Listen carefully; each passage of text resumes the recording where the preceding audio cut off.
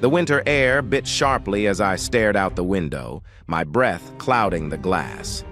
Anne had left months ago, taking not just her things, but my sense of trust. She didn't just leave me. She left with a friend, her betrayal echoing louder in this small town than I ever imagined. Rumors painted me as the villain, whispers of emotional abuse eroding the fragments of my reputation. Then came Madison, a runaway with secrets in her eyes, seeking shelter in my shed on a freezing night. I offered her warmth, but her arrival stirred new questions and doubts in a town already skeptical of me. And just as I started to rebuild, Avery walked into my life, her guarded smile promising a chance at connection. But even she hesitated, her judgment clouded by the stories surrounding me. In the cold silence of Sailorton, trust was as fragile as the ice on the trees. How could I start anew when the past wouldn't let me go? I was walking into the dim kitchen to grab a beer when I noticed a quick flash of light outside my back window. It wasn't bright or lasting, just a brief flicker. The problem was, there shouldn't have been any lights. Behind my house was a wooded area, and the nearest neighbor was a good distance away. I left the refrigerator door and moved closer to the window. After a few seconds, I saw another quick glimmer. Someone was in my shed. Should I call for help? If someone was stealing from me, I definitely should. An old lawnmower and some tools weren't worth much, but I didn't like the idea of anyone taking my things. On the other hand, if it was Doug from next door borrowing a tool, I would feel terrible. He was over 70, and I didn't want to scare him. 8 o'clock on a cold February night felt a bit odd, but I had told him he could come over any time. I had been resting in the den and no lights were on. Maybe he thought I was asleep. Should I call out to see who it was? If it was a thief, that would only give them the chance to escape with my things. I quietly walked into the hallway and grabbed a golf club my dad had left there. I dialed 911 on my phone but didn't hit send. I cautiously opened the side door to sneak around the house. But then I changed my mind, putting the golf club under my arm and picking up an empty trash can. Moving as quietly as I could, I crept up to the shed and took a quick look through the window, ready to call for help and retreat if I saw something bad. Instead, I took a deep breath and opened the door. "Can I help you?" A girl with long hair spun around quickly. In a flash, she grabbed a backpack, and before I could react, she bumped into my side and dashed past me. She stumbled right into the trash can I had set down just outside the door. She fell, losing her backpack as she hit the ground. She quickly got up into a crouch and glanced at it, but it was too far away for her. I was holding a golf club, and I could barely see her expression in the dim light. She turned and ran off into the woods. I put my phone back in my robe pocket and picked up her backpack.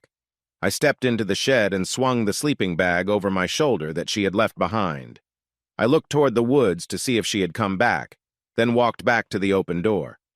Before going inside, I scanned the tree line but saw nothing in the darkness. "I have your things," I called out. "If you want them back, you can come and ask nicely. I imagine you will, since I heard it's going to get really cold tonight." I started to close the door but turned back for one last thing. "Don't mess with me or my things, and I won't call the police." I stepped inside and locked the door like always. 15 minutes later, I heard my front doorbell ring. I turned on the outside lights and looked out through the window. She had moved away from the porch and was standing at the foot of the steps, about 15 feet from me. "Can I have my stuff?" she asked as soon as I opened the door. "I think I said nicely," I replied. "May I have my things, please?" "Yes. But why were you in my shed?" "I heard it's going to be very cold tonight." I tilted my head. My voice was flat as I answered, "I think you misunderstand. I have your things. One little press," I showed her my phone, "and the police will come. I'll be gone before they arrive." I smiled, though it wasn't a warm smile. "True, but I would still have your bag, and the police will be looking for you, Madison Dwyer." She looked shocked that I knew her name. "You went through my things." "Why not? You were looking through mine. How much were you planning to take?" "I wasn't going to take anything," she insisted. I nodded. "Sure, there's not much value there. Besides, most of my tools have my name on them. But if you'd found something you thought you could sell, I bet it would be missing by morning. Her glance told me I was right. Why? She didn't answer. After a moment, she faced me again. May I have my things, please? I'll leave. I thought about it for a moment. I could see that made her uneasy. I said you could. I picked up her backpack from where it leaned against the wall and opened the storm door to drop it outside. But I'd like an answer. Why would you take from me? Are you looking for food or something else? She scoffed, and the porch light showed her disdain clearly. Not everyone on the streets is like that. I just get hungry. She still hadn't moved to collect her things. I guessed she was unsure about coming closer, so I let the storm door close. I lifted my hands in a gesture of peace and stepped back a bit. She slowly moved forward, keeping her eyes on me as she came up the steps to grab her backpack. If you're hungry, I have leftover lasagna in the fridge, I said loud enough for her to hear through the glass. She didn't say anything but stepped back off the porch and was gone. I locked the door and went to the den to see what was on TV. I figured it was about 50-50 whether a few small things would be missing from the shed in the morning. I settled on a Cheers rerun. I knew the show was full of silly jokes with a laugh track to make it seem funny, but my dad had really liked it.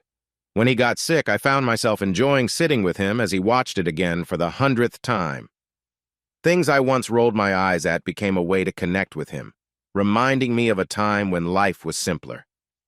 My mind wandered to the woman I had seen in the diner that morning. It was just a quick glance as I turned away from the cashier, but she had caught my attention. For the 100th time recently, I thought about the women I noticed in bars, but I was too nervous about what might happen if I approached them. With my luck, I might accidentally hit on a police officer. 2 hours later, my doorbell rang again. I opened the door to see her standing at the bottom of the steps. I raised my brows in question. May I please sleep in your shed? I promise I won't take anything, she asked. I looked at her.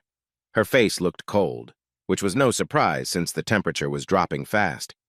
But I could also see signs of hunger or tiredness. She took my quietness as hesitance. Please, none of your neighbors have sheds, and the police just sent me away from the bus stop. I promise I won't take anything. Okay, you can, I said quickly before she could leave. Or you can come inside, have something to eat, and then sleep somewhere much warmer than my shed. That bag you're carrying won't keep you warm, and you'll be uncomfortable at best. She hesitated, and we stood there in silence for what felt like a long time. Finally, her shoulders relaxed. I opened the door wider and said, The kitchen is right back this way. She wouldn't look at me while I got things ready.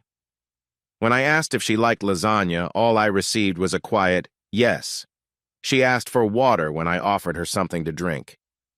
I placed 2 pieces of lasagna in the microwave. Then I grabbed some bread I had cut earlier and spread butter on a couple of slices. By the time I poured a glass of water for her and a glass of milk for myself, the microwave beeped. Eat up, I said. It was a calm 10 minutes. I didn't ask questions, and she only offered a soft, thank you. After we finished, I rinsed the plates quickly and put them in the dishwasher. Come on, I said. In my house, the master bedroom is right at the top of the stairs, closed off by a pair of French doors that were open. Out of the corner of my eye, I noticed her weary expression as she walked towards them. No, that's my room, I said, pretending not to see her look. The spare one is down the hall to the right. The downside is it doesn't have a private bathroom. You'll need to use the one across the hall. I pointed in that direction. The upside is the washer, and dryer are also in there, so you can wash your clothes if you want. Hang on. I left her for a moment to grab another bathrobe from my closet. Here, wear this while your clothes are washing. Feel free to check the kitchen if you get hungry. Otherwise, I'll see you in the morning. I wake up early and I'm tired. I started down the hall but turned back. Oh, the doors lock from the inside, and you need a key to open them. Please don't try to force a window or anything. It's really cold outside. I'll let you out whenever you want, I added silently to myself, thinking, as long as you're not taking too much of my stuff with you. I wasn't actually tired, and I hadn't slept in that bed for a long time, but I thought it would be best to give her space. As I turned to go into my room, I noticed her watching me from the door of the guest room. About 15 minutes later, I heard the washing machine start, followed by the sound of the shower. I waited until everything stopped, plus another 10 minutes. Then I quietly went down to the living room, turning down the TV to a low volume. The next morning, I heard her coming down the stairs quietly. I wondered if she was going to try to sneak away. I wasn't really worried she would leave with a packed bag because I hadn't lied about the doors needing a key. However, I could see the front door from where I sat, and I watched her drop her bag next to it and head toward the kitchen. "In the living room," I called out. She jumped a little, surprised, and then came in. "Thank you. If you let me go, I'll be out of your way." "I was actually thinking about breakfast," I replied. I wasn't sure if her thin frame was from nature or not eating enough. I noticed she looked better. Her dark hair was no longer messy under a hat, her jeans were clean, and the freckles on her nose showed now that the smudge from last night was gone. "You look good." She just stared at me. I ignored it. "I should probably tidy myself up too. My hair could use some fixing," I said with a smile, running my hand through my messy hair. I stood up and led the way to the kitchen. "Do you know how to make pancakes from scratch?" I asked over my shoulder. "No," she replied. "Okay, how about French toast?" "Yes." "Great. There's bread in the pantry, eggs in that bowl over there, butter and milk in the refrigerator, and cinnamon in that cabinet." I pointed to the pot rack. "Why don't you make some for both of us while I go get dressed? I like 3 slices." Without waiting for a response, I went upstairs to take a quick shower and change. Later, after we finished eating, I asked, "So, what now?" "What do you mean?" "I'm guessing last night was not part of your big plan, so what's next?" She looked down and didn't answer right away, but I patiently waited. Finally, she said, "I was thinking about going somewhere warmer, down south, to look for a job, maybe waiting tables." "Sounds like a good plan. How does my shed fit into that?" She hesitated a bit before replying. After a moment, she said, "I don't have enough money for the bus to Florida yet. I wanted to find a job to earn some, but that didn't work out, and I needed a place to stay." "You chose Sailorton to look for a job?" I asked, surprised. "We're not even a real town." She shook her head, but answered more quickly this time. "I got a ride with some college kids as far as Penn State. I had enough left for a bus from there to Pittsburgh, but I fell ill on the bus and had to get off in Johnstown. I stayed there a night, and then a guy gave me a ride to Greensburg saying I could find work, but—" She paused. "But—" I encouraged her after a few seconds. She looked embarrassed. "But I thought it was a good idea to get out when he stopped for gas in a place called Ligonier." She pronounced it like it was French, and I made a little sound. "Don't let anyone around here hear you say that. It's pronounced Ligonier," I said, stressing the simple vowels and strong consonants. I smiled to show I was kidding and to ease the mood.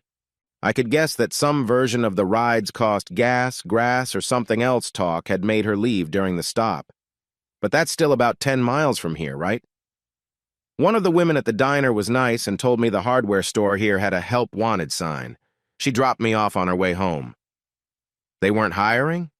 "I thought they were." She shrugged. "They had a sign up, but they told me no. They said I wasn't what they needed. Maybe it was because of 2 days without a shower. I don't know." I could see her eyes starting to water. I can't seem to catch a break lately. I looked away to avoid making her feel worse. I noticed her sigh and saw her quickly wipe her eyes out of the corner of my vision. "Probably just as well," she said. "I didn't think about the fact that small towns wouldn't have youth hostels or anything. Anyway," she stood up. "If you could let me out, I should go. Do you know when the bus comes through?" "Not really." "Do you have money for the fare?" "Since I ate for free," she blushed at that. "Yeah, enough for Pittsburgh." She glanced down at her sneakers and then back at me. "Thank you for what you did and for not calling the police last night." I nodded. "Why Pittsburgh?" She shrugged. "Cities have jobs and affordable places to stay. I hope to find one. Other than that, it's just a stop on my way to Florida." "Okay." We stepped into the hallway and I unlocked the front door while she grabbed her backpack. "Hey, Madison, can you look at me for a moment?" She turned, confused. "Is there anything in that pack?" I asked, watching her eyes, "that I might regret later today?" I could see she was offended. I promised I wouldn't take anything from you. I may be in a tough spot, but I'm not a bad person. I raised my hands. Fair enough. Though she was still upset, she forced a smile and offered her hand to shake. Thanks. Oh, I don't even know your name. Will. Well, thank you, Will. You're the best thing that's happened to me in a while. I watched her walk down my sidewalk and turn toward the bus stop. 2 hours later, I drove to Underwood for my usual late-morning coffee, listening to Green Day's Boulevard of Broken Dreams at full volume. As I passed the bus stop, I noticed someone huddled in the shelter. I turned down the volume and rolled down the window. "Is everything all right?" I called out. She shook her head. "The bus comes at 11:25. I parked my car a bit further along, pulling over to the side of the road. With the engine running, I got out and waved to her, but she didn't move, so I walked back to her. "Come on, get in the car. It's really cold out here." "I'm okay." I shook my head, feeling frustrated, and reached to grab her backpack off the bench. Her hands were tucked inside her sleeves, so I got it easily. "Come on," I said. She followed me and climbed into the passenger seat after I tossed her pack in the back. I turned the heater on high and directed the vent right at her. Honestly, all I wanted was to help someone who seemed to be struggling. I could wait for my coffee and pastry a little longer to do that, but then a car drove by and I noticed Mrs. Thompson looking over. I nodded in her direction, but when she recognized who it was, she looked away without responding. A familiar struggle bubbled up. "Forget you, I don't need your approval," versus "I'll prove myself." I knew myself. This inner conflict would always be there because neither side was strong enough to win. I loved living in a place where my family had been for generations, and pushing against it didn't mean I wasn't part of it. But how do you show people who won't open their eyes, who make up their minds before really seeing? I looked at Madison, and in that moment, my inner battle let the second side win, at least for today. "Do you just need a job? Why? Are you hiring?" "No." I watched as her brief hope faded away quickly. I took out my phone. "Hi, Carrie, it's Will Danruther. How are you and the boys?" Carrie's warm voice, always close to a laugh, replied, "Fine, Will. How are you?" "I'm doing well, thanks. The reason I called is to check if you still need someone to help out." Madison's eyes widened when she heard that. "Yes, I do." "Would you consider someone if I brought her by?" "A friend of yours?" "More like someone I know. She's 18 and is looking for a job right now." "Sure, come by." "Great. I'll be there in a bit." "Thanks, Carrie." I looked over at Madison. Carrie Schaefer owns a stable just down the road. She's a grandmother taking care of her 2 grandsons while her daughter is away. She needs someone to help in the afternoons while she looks after the kids. You don't have to know anything about horses. She has help for that. She looked uncertain. "What do motels around here cost for a day? Is there even one nearby?" "You can stay in my guest room. Just give me whatever Carrie pays you for an hour of work each day, and that can cover your meals and stuff. You'll have enough for a ticket to Florida in a week or so." I could see a hint of caution in her eyes, but it was softer today. "Why are you helping me?" I shrugged. "It's no trouble for me to lend a hand," I said. I let her think it over. Finally, she nodded, so I headed to Bothwell Farm stables. I walked into the barn while she went into the office. Like many local kids, I had worked here one summer, cleaning stalls and spreading hay. It wasn't my favorite job, but it helped me save for my first truck. If only Caroline Frey, who rode horses here, had noticed me, it would have made the summer more fun. But shy 16-year-olds usually don't catch the attention of pretty 17-year-old girls. Down the long aisle, I saw a woman come out of a stall, dressed warmly like I was and carrying a bag. She gave me a quick smile as she passed on her way to the office. "Carrie's interviewing someone right now," I said as she reached for the door. I suddenly felt a bit rude. "Sorry for interrupting." She shook her head. "No worries. I'm not in a rush." She sat down on the bench outside the office, putting her bag at her feet. I noticed the emblem she was wearing. "You don't look like Jim Harvey." Her eyebrows lifted. "Glad to hear that," she replied. I sensed she wanted to move on as she quickly shifted her gaze away. I returned what was likely a nervous smile and stepped outside. Somehow the cold breeze that slipped under my jacket felt warmer than the chill I felt inside. Half an hour later, Madison returned, looking happier than I had seen her before. 5 hours a day, she announced. That's more than I expected. I hope you were clear with Carrie that it's a temporary thing? She nodded. I explained it. She said we'll talk about it when it comes up. Madison was quiet for the rest of the ride to the diner for coffee. We got a booth and ordered some food since it was later than my usual visit. After a moment of silence, I realized the quiet felt normal to me, but she seemed uneasy. I decided to learn more about my unexpected roommate. Where are you from? Oregon, she replied, surprising me.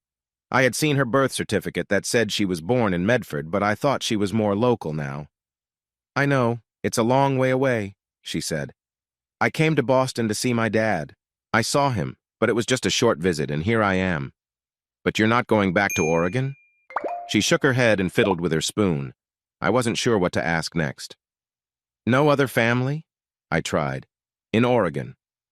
I could tell I had touched a sensitive subject. She glanced at me and then looked out the window. I'm not wanted by the police if that's what you're worried about. I wasn't, I said honestly. She nodded and continued looking outside. Then in a quieter voice, she said, I had problems with my stepdad. She left it at that. I sat in silence again, which was typical for me when I visited the diner, aside from chatting with a few waitresses if it wasn't too busy. It seemed Madison didn't like the silence. She began to share more than I expected. My parents had raised me with the idea that if they wanted to know something, they would ask me directly and expected an honest answer. Otherwise, it was best to keep things to myself. They cared for me a lot, but they valued independence. I was taking medication for my skin, and my stepdad found them one day. That night, he came into my room and said that if I was keeping the boys happy, there was no reason I couldn't keep him happy too. I felt anger rise inside me, but wasn't sure how to respond to something like that. I managed to push him out of my room by threatening to scream, but I knew he would be back. My mom travels sometimes for work, leaving just him and me alone in the house often. I kept my voice calm. What happened then? I told my mom. She got angry and said she was ashamed I would lie about a good man just because I didn't like that he replaced my dad. Then she called him, his name is Dave, into the room, told him what I said, and made me apologize for lying. Did you? She smirked. She thinks I did. I said, I'm really sorry for what I told my mom. She didn't know that I was just upset about talking to her. But Dave understood. Did he say anything to you about it? No. He just looked at me, and I knew it wasn't done. That night, I packed my bag, took my birth certificate, and left. I took some cash from their wallets and her ATM card. I didn't know the PIN to his card, or I would have taken that too. I only got $300, and then I tossed the card. I didn't want them to find me through it.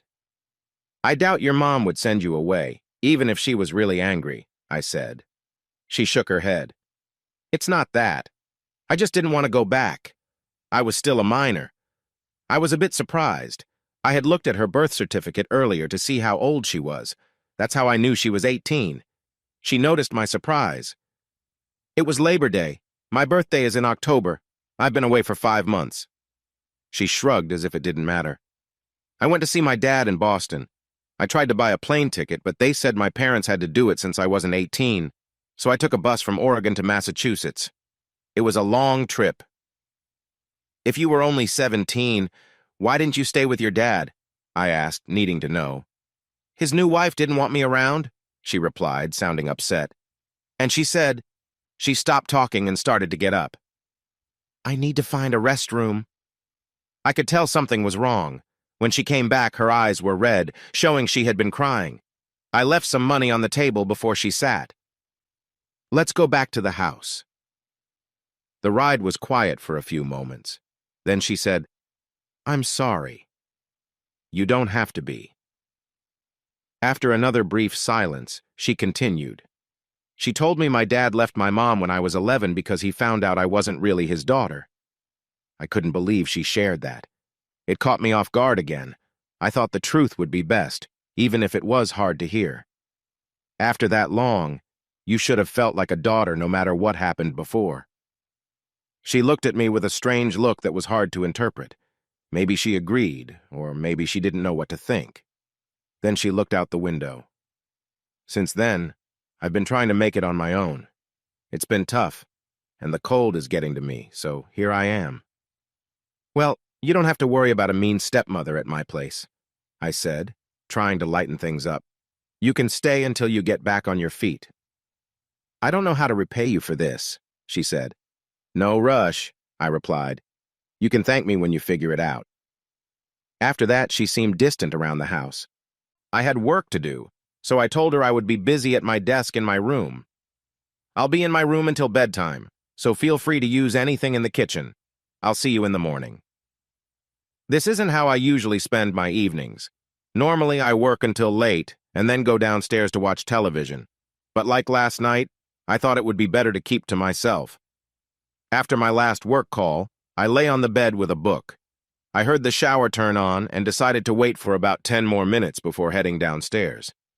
Just as I finished a chapter, there was a soft knock at the door. Yes? The door opened, and Madison walked in wearing a robe I had lent her. She stepped inside and closed the door behind her. She barely met my gaze as she came closer to the edge of the bed. For a moment, she fumbled with the robe before letting it slip away. She was only wearing her underwear and reached for the covers. Whoa, Madison! This caught her attention, and she looked me in the eye for the first time. Thank you, Will, for everything. She moved to sit down. I moved back a bit, realizing what was happening. Stop! Wait, please! She paused, looking surprised. I got off the bed and picked up the robe from the floor. Put this back on, please. She held it to her chest but didn't wear it. What's going on? I just wanted to say thank you. It's fine. No. She looked taken aback. Oh, do you, not like girls? I chuckled a bit awkwardly. I like girls just fine, but no. Why not? I struggled to find the right words. Because you're 18. That's legal. I know, but I searched for how to explain my thoughts. If you weren't facing these home issues and trying to find safety, would you really be interested in a 35-year-old guy? I shook my head. No, you wouldn't. She didn't say anything. I didn't expect her to. If she admitted that, it would imply she didn't find me attractive, and I sensed she didn't want to upset me. I tried to push away the part of my mind that was caught up in the fantasy of the situation. She was very cute, but she was so much younger than me. Regardless of how charming you might think I am, and you are, there's a part of me that realizes this is wrong, and that's what I'll have to deal with. So, no. Please put the robe on. I looked away as she wrapped the robe around herself. Wow, I said quietly, noticing her eyes beginning to tear up. What's wrong? Please don't kick me out. I misunderstood. I'm not going to kick you out. Just stop crying. I ran my fingers through my hair, trying to think clearly. Now that the situation was calmer, it was easier for me to regain my composure.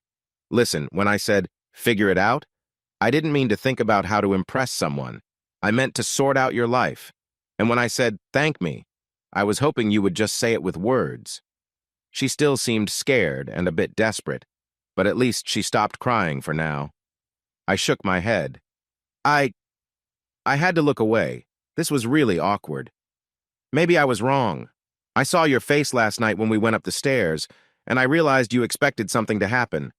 I should have said something then, but I sometimes struggle to find the right words.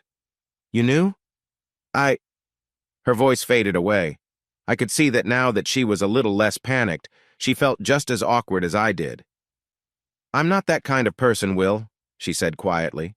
That was easier to respond to. I never thought that about you. I just guessed it wasn't your first time making tough choices. I figured that's why you left Ligonier. I looked at her to see how she reacted, and I saw her eyes begin to water again. Now why are you crying? I asked, feeling frustrated. Because not all guys are like you.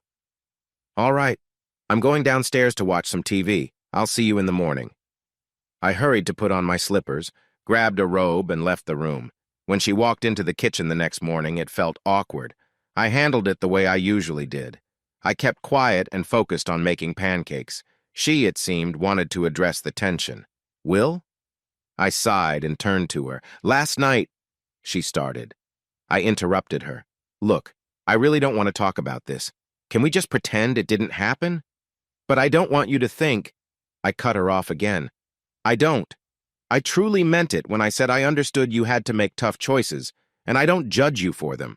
I just don't want to discuss this kind of thing with someone younger than me. Honestly, I struggle to talk with women my own age. I noticed a small smile flicker on her face at that. Go ahead, laugh. I write software for a living, I said with a hint of defiance. Guess what that says about my skills with girls? My face turned red, and I turned back to the stove. Can we just drop it? I mumbled. She didn't respond. After a moment, she went over, got 2 plates, some utensils, and took the maple syrup out of the pantry. It was a quiet meal. I felt embarrassed. I wasn't sure what she was thinking. I need to walk the dog, I announced. She seemed surprised, since there had been no sign of a dog since she arrived. He stays with my neighbor, I explained. Opening the back door, I whistled. Moments later, I saw Madison's face brighten as a cheerful black and white dog bounded over the small hedge and came racing inside, wagging his tail excitedly. This is Lucy. Just hold out your hand and let her sniff you. She won't bite. Lucy moved closer and sniffed Madison a couple of times, then gave her a quick lick on the hand before racing back to me, her tail wagging so much that it hit the cabinet hard. It was a long walk as I tried to think about what happened the night before. The truth was, Madison had a look that I found appealing. She seemed a bit thin, but she had a friendly feel that captured my attention. A small part of me thought, hey, you could have that. I wondered how I was different from Dave.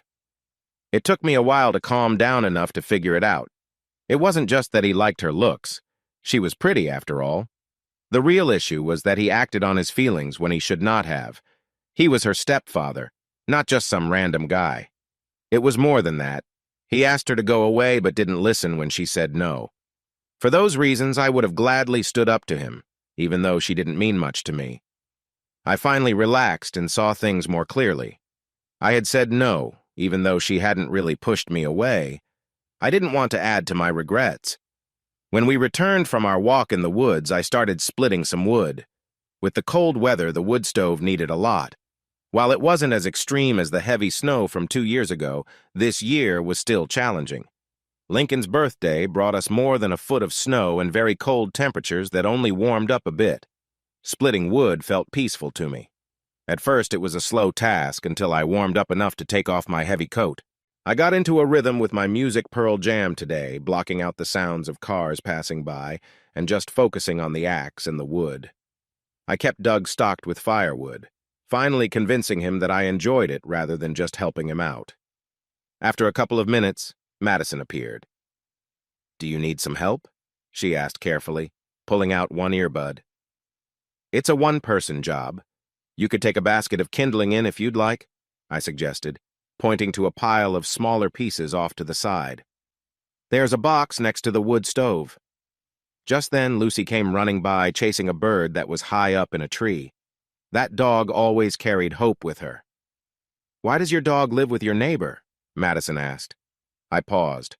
I can't talk and swing an axe at the same time. Give me a few minutes and I'll come inside. I looked over just in time to see Doug open his back door. He had his usual unreadable expression, but his gaze was on Madison. I waved him over. This is my neighbor, Doug, I said to Madison as he approached. She was still watching Lucy, who had given up on the bird and now wanted to see if anyone would throw a stick. This is Madison, I said to Doug. She's staying with me for a while.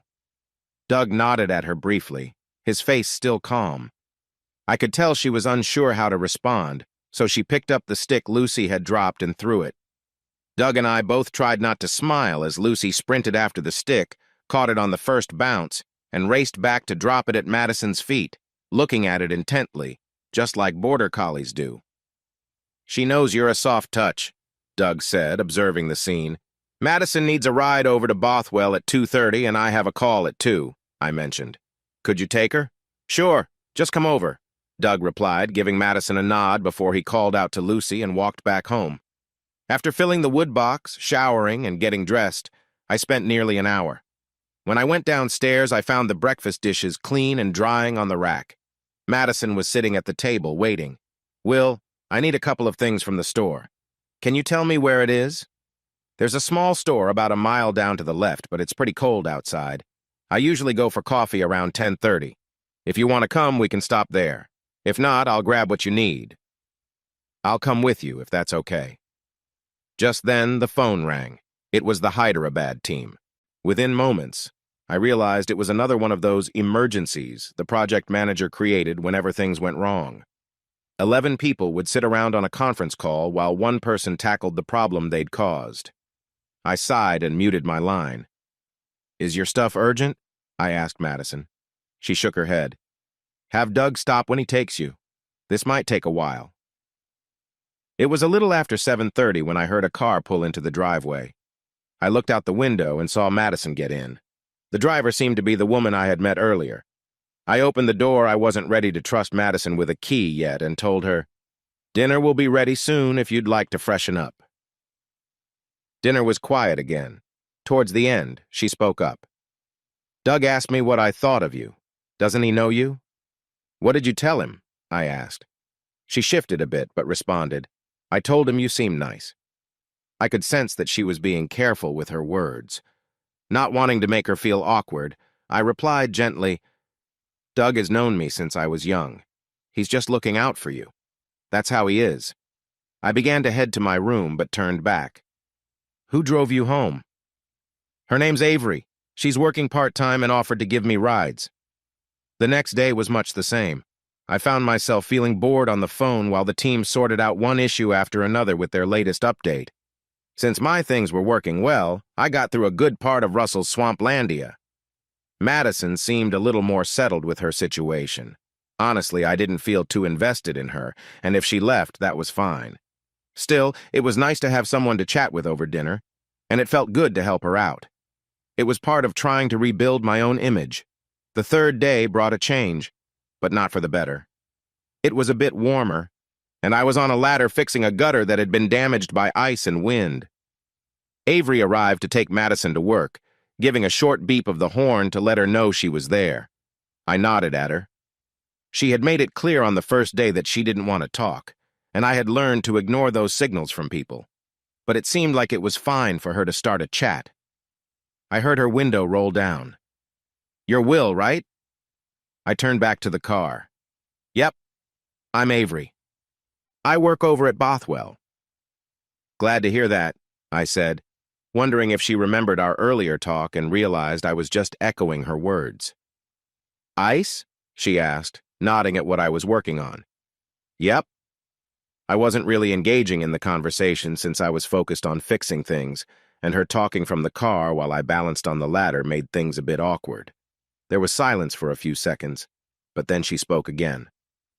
"Madison says you have a border collie, but you don't keep it in your house. You leave it at a neighbor's place. Those dogs have a lot of energy. A lot of people realize they're not easy to handle." Since I didn't know her well, I thought she might be trying to relate, but I could hear the judgment in her voice, as if she were saying, "Great, another person who got a dog and can't manage it." "Yes, she definitely has a lot of energy," I replied with a slight smile. She nodded a little, and I felt like she was thinking the same thing. "Yep, another careless dog owner. I saw your neighbor outside. He's getting older." At that moment, I could have explained why Lucy was staying with Doug. But honestly, her earlier comments felt a bit rude, and starting a chat with thinly veiled judgment about my dog didn't sit well with me. I was tired of people making assumptions. "Doug's fine. You don't need to worry about it." I turned back to my work, but she wasn't finished. "Town shelters can be tough for dogs, but there are rescue places I know of. There's one in Morris, New York that helps border collies." I held back my frustration and replied, "Thanks, but I don't need a rescue." "Why did you take Madison in? I mean, it's a kind thing to do, but what made you decide to help her?" Her question surprised me. I gave the same answer I told Madison, barely glancing back at her. "It's not a big deal to be helpful." "Is that something you do often?" Letting out a sigh, I stepped down from the ladder and walked over to the car. "If there's something on your mind, Avery, just say it." She stood her ground. "I just wonder why a man your age would help a woman that young who is in a tough spot. No offense. You get what I mean, right?" "Oh, I got it, totally." Still, I felt a little offended, but I also realized how it might seem from the outside. For a moment, I felt like a hypocrite. Just 2 days ago, I was angry that no one asked for my help. Everyone deserves at least one chance, even her. She needed help, and I'm here to provide it. Like I said, it costs me nothing, and I don't expect anything back. If she feels uncomfortable, she can leave any time. But you live alone, right? Madison told me that. I stiffened. She was new here. I knew everybody, so I was aware of that. But how new? Why do you mention that? Instead of answering, she pressed on. Look, I can't take her in because I'm staying in my uncle's spare room for now. But maybe I could talk to Carrie about... I was done. Her bringing up Carrie was the last straw. If she had just spoken to Carrie, someone who really knows me, this chat would have gone differently. Or maybe not, given what I knew about her. I interrupted. Did Madison say anything bad about me? No, but... I cut her off again. Then Avery, that's 3. What? She looked confused. 3 strikes. You were rude when I tried to have a nice chat 2 days ago. Then you made a comment about my dog. Now you're making suggestions about my help with Madison. So, Avery? What? Forget it. I turned away, ignoring the shock on her face, and headed back inside. The gutter could wait. I passed Madison, who was coming down the stairs. When she saw my expression, she stopped. Is something wrong? I shook my head. I took out my key and handed it to her. Here. So you can go if you need to. I stepped past her, ignoring her surprised look, and went upstairs to change into something cleaner. When Madison got home that evening, she was quiet. About halfway through dinner, she decided it was time to discuss what happened. Apparently, not talking about something wasn't an option for her. Avery told me she got pretty upset with her. Did she say why? She said you thought she was rude. I guess she doesn't think much of me. Avery paused, as if she was deciding what to say next. I told her she was wrong about you letting me stay here. I didn't go into details, but I believed you weren't trying to get close to me. I shrugged. About that thing in the barn the first time she saw me. Well, please don't be mad, but I kind of understand how she felt. Girls get tired of being approached all the time. I wasn't trying to approach her. She didn't know that. When a guy starts talking to you out of nowhere, it usually means he's interested. I thought about it. I think I see it differently, but okay. That wasn't what really upset me. She nodded, understanding it wasn't about that. After a moment, she changed the topic. Why doesn't Lucy stay here? You never told me. Doug has some opinions that not everyone around here agrees with, and he talks about them openly. A few months ago, some kids damaged his property and threw a rock with a nasty note at his window. It bothered him, and he worries they might do something worse next time. I took my plate to the sink to clean it. I think he's overreacting. I have an idea who they were, and they were probably just being silly after drinking. The next day, they were likely worried about getting in trouble. But Doug's older and has trouble hearing. I can't really blame him for being anxious. Lucy barks at anyone who comes into the yard, which helps. She gets along with Doug, so I let him borrow her. He feels safer. If he's still concerned in the spring, I'll think about getting him a dog of his own. Oh, that's something I could have explained to Avery if she had asked instead of thinking I didn't want to take care of a dog. She seemed a bit uneasy. I guess she was starting to see Avery as a friend. Whatever. On Friday, I heard a knock on my front door. Looking out the window, I saw Avery's Subaru. I was surprised because it was a little early and she had a key now. I owe you an apology, Avery said when I opened the door. Madison was nowhere in sight. For what? She looked confused, as if it should be clear, so I asked again. For what exactly do you think you owe me an apology? My direct question seemed to throw her off. I guess she expected something more casual like, it's not a big deal. A year ago, maybe that would have worked. Not now. I definitely owe you an apology for what I said about you and your dog. I shouldn't have done that. The only reason I have is that, as a vet, even a vet for large animals, I see too many animals in bad situations and I'm tired of dogs ending up in shelters. But that's not a strong excuse, and I'm sorry. Apology accepted. I wasn't entirely unkind, and just because I wouldn't let someone walk all over me didn't mean I couldn't accept an apology. I decided to leave it there since she still had some leeway to make up for it. She must have felt that when I didn't say more. As for what you think was a mistake, I can't really apologize for that. Unlike your dog, where I admit I jumped to conclusions, I wasn't accusing you. But I don't think it's wrong to look out for a young woman in her position. I had already asked her a few questions, and her answers were a bit strange. I wanted to get my own sense of the situation. When I remained silent, she continued, looking a bit uneasy. You don't agree? I don't like when people judge who I am without knowing me, and I raised my hand to stop her from interrupting. Even with your changed view on judging, what you suggested was very clear. You had decided enough to step in. Her eyebrows shot up. I'm sorry if I seemed accusatory. That wasn't my aim. I'm just a very protective person, and I was trying to be honest. I spoke to her more after our conversation, and she calmed my worries. Her answers were still odd, but despite what she's been through, she seems a bit innocent and open. I think I understand why she believes you aren't a threat. Your reactions, even with some strong words, are reassuring. I'm glad you think so. You're not going to give an inch on this, are you? Why not? We don't know each other well enough for that kind of talk, Avery. Are you still upset because I didn't respond when you were friendly with me? I wasn't being flirty. I was just being friendly. She looked at me in disbelief. I've had people trying to be flirty with me almost every day since I arrived. It's been constant. You're not the same? She must have noticed my doubt and looked a little embarrassed at how that sounded. No, she said. I'm not trying to act like I'm something special. She blushed slightly. I mean, I've seen prettier women even in this small town, but I do get a lot of attention because of my figure, and the first thing you said was about how I looked.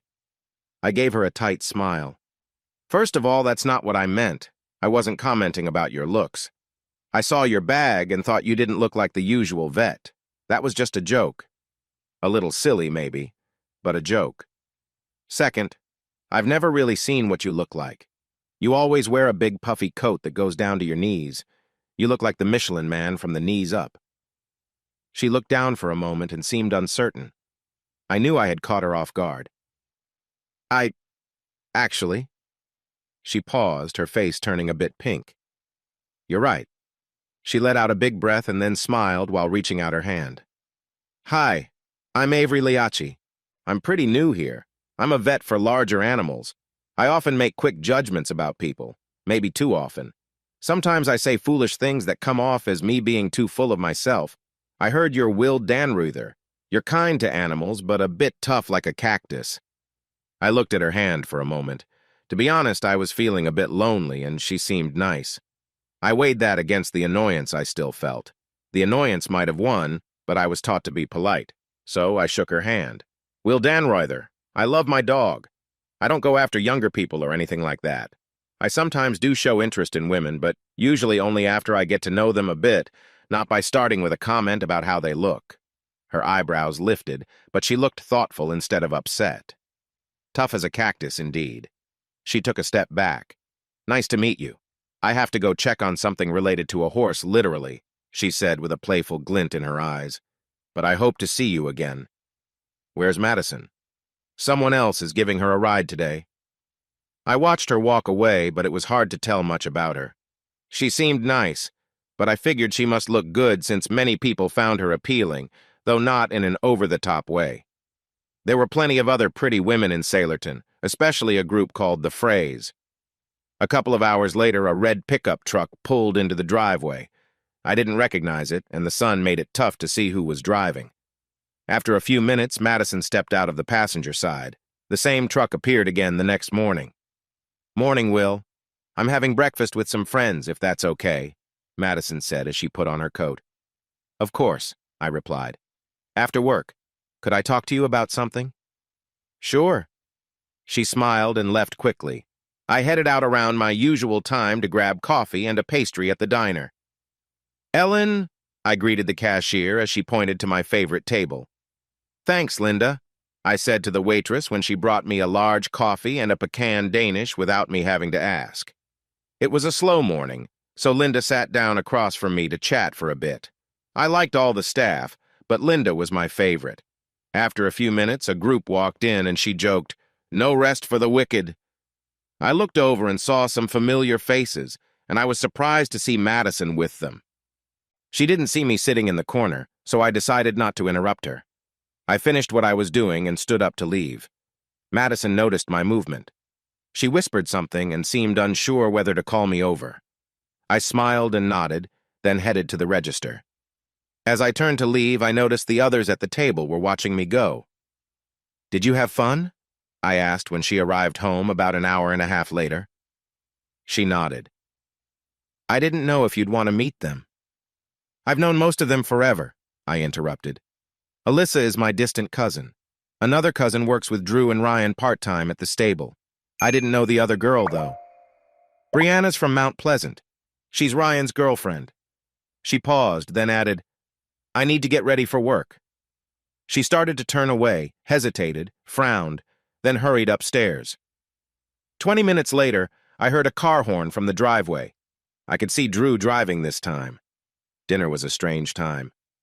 Madison was quiet and distant, like she had been the first couple of days. Finally, I asked, "This morning you said you wanted to talk about something." She looked surprised and shook her head. "Never mind. It wasn't important." Okay.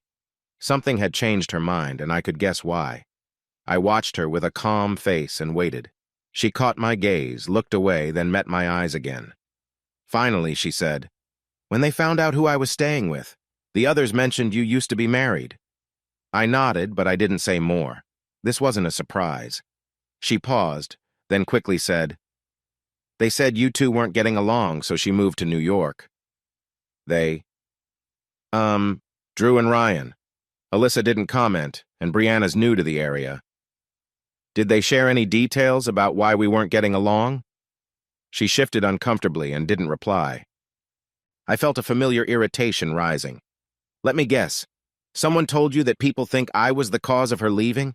That it was too much for her, and when things got really bad, she left for New York?" She didn't respond, which told me I was right. My face tightened as the irritation turned into anger, something I felt every time someone judged me without knowing the truth. I opened my mouth to share my feelings, but stopped, noticing something in her expression. She wasn't looking at me with anger. Instead, her gaze shifted, avoiding direct eye contact, as though she was watching my feet from the corners of her eyes. I noticed her tense shoulders, her hands tightly held in her lap, and how she sat at the edge of her seat. She looked afraid. I understood her fear. Older men had not treated her well so far. She might be questioning if I was someone who would react poorly to her concerns. It took a moment for me to push my own feelings aside and calm myself down. I reminded myself that Madison didn't know anything about me. She wasn't like the people who had hurt her before. "Okay," I finally sighed. "That's not true." She looked at me with doubt. In a soft voice, she asked, "Why would they say that then?" Drew probably repeats it because he hears his father say it. They are close, so I can't blame him for listening to his dad. Ryan might be doing the same. I'm not really sure. She thought for a moment. Then why does Drew's father say it?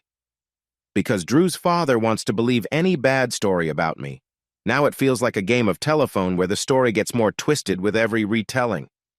She didn't respond, just looked uneasy. I could tell she felt overwhelmed. At 18, who could blame her? I had been dealing with this kind of problem for a long time and was tired of it. It wasn't her fault, but I didn't feel like explaining everything to her. I didn't owe her that. "Madison, listen. I've taken everything you've said and trusted you, even though you could be pretending. I would appreciate it if you could trust me just the same. I never hurt my wife in any way, including emotionally. That story is not true. I know who started it and why, but we barely know each other, so I won't go into details. But if you feel uncomfortable, that's okay. We can call Carrie. Her house is small, but if I ask, I'm sure she'll let you stay in the stable for a few days until you can catch a bus." Later, while I watched the news, Madison walked into the room, and I turned off the TV. "Does Carrie know this story?" she asked. "Yes, everyone's heard it. She didn't say anything to me. She doesn't believe it and doesn't share gossip." Madison looked at her hands. Finally, she said, "This morning I said I wanted to talk to you about something." I waited. It felt like a long pause, but finally she asked, "How soon do you want me to leave?" "If you want to go to Carrie's, we can call her now," I answered. She shook her head quickly. "No, I meant, how long can I stay here?" I was taken aback by her question. "I'm not rushing you, but I thought you might leave when you have enough money to get to Florida. Can I stay a little longer?" "Why?" "I really need a phone. I left mine behind because I knew Mom could track it. I need one, and that delays me." Even though I felt down, I smiled at the way she spoke. At 71, Doug kept one for emergencies. At 35, I liked having one. At 18, Madison felt she really needed one. I understood her need. I had been like that when I lived in Jersey, my phone always with me, checking for messages. But now in quiet rural Pennsylvania, I preferred talking on the phone when necessary, and I enjoyed hearing people's voices in person more than reading text on a screen. "Okay, that's fine," she muttered, "thanks," and got up to leave. Before she could go, I asked, "What changed your mind?" She fidgeted and didn't quite meet my eyes. I'm not sure how to feel because I don't really know you, but you gave me a key, and when you had the chance, you didn't take advantage of me." She flushed and hesitated. "I felt bad for misjudging you the other day and thought maybe I shouldn't be quick to judge. I felt something ease inside me. Talk to Carrie tomorrow. If you think it's best to move there, just give me the key back." The next day, she came in after her shift. I wondered if she would hand me the key and leave to pack. Instead, she said, "I know how to make spaghetti. Do you want me to make dinner?" Avery's, "I hope I see you around," turned into catching me while I was loading firewood in the yard after dropping off Madison. She walked over. "Can I buy you a cup of coffee?" I straightened. "I don't drink coffee in the evening." I noticed her expression dim a bit at what may have seemed like rejection. "But I go every morning around 10:30 if you want to join me tomorrow." "Go where?" "The Mason Jar. I know that place. I'll meet you there at 10:30. She pointed to what I was doing. "I'll let you get back to your work and see you tomorrow." The next morning, she arrived right on time. She took off her coat and draped it on the back of her chair.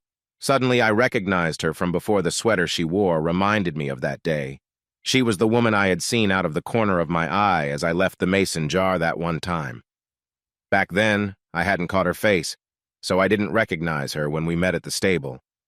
I felt a bit embarrassed, realizing that. On one hand, I had only seen her briefly, and I didn't think I needed to feel awkward about noticing her in that sweater. On the other hand, I felt a bit shallow thinking that saying, "Oh, I noticed her figure," was the best I could do if I wanted to acknowledge our earlier meeting. I chose to keep quiet and hoped I didn't blush. Right at that moment, she saw where my eyes went for a second, but she smiled directly into my eyes, which quickly returned to hers. "At least you're a gentleman, unlike many around here. Now maybe my comment that day in your driveway doesn't seem so arrogant," she said. "I don't understand. What are we talking about?" Her eyes widened for a moment, then she laughed. "Well done." She settled into her chair. "I don't mind if men find me attractive, and I don't mind a quick glance.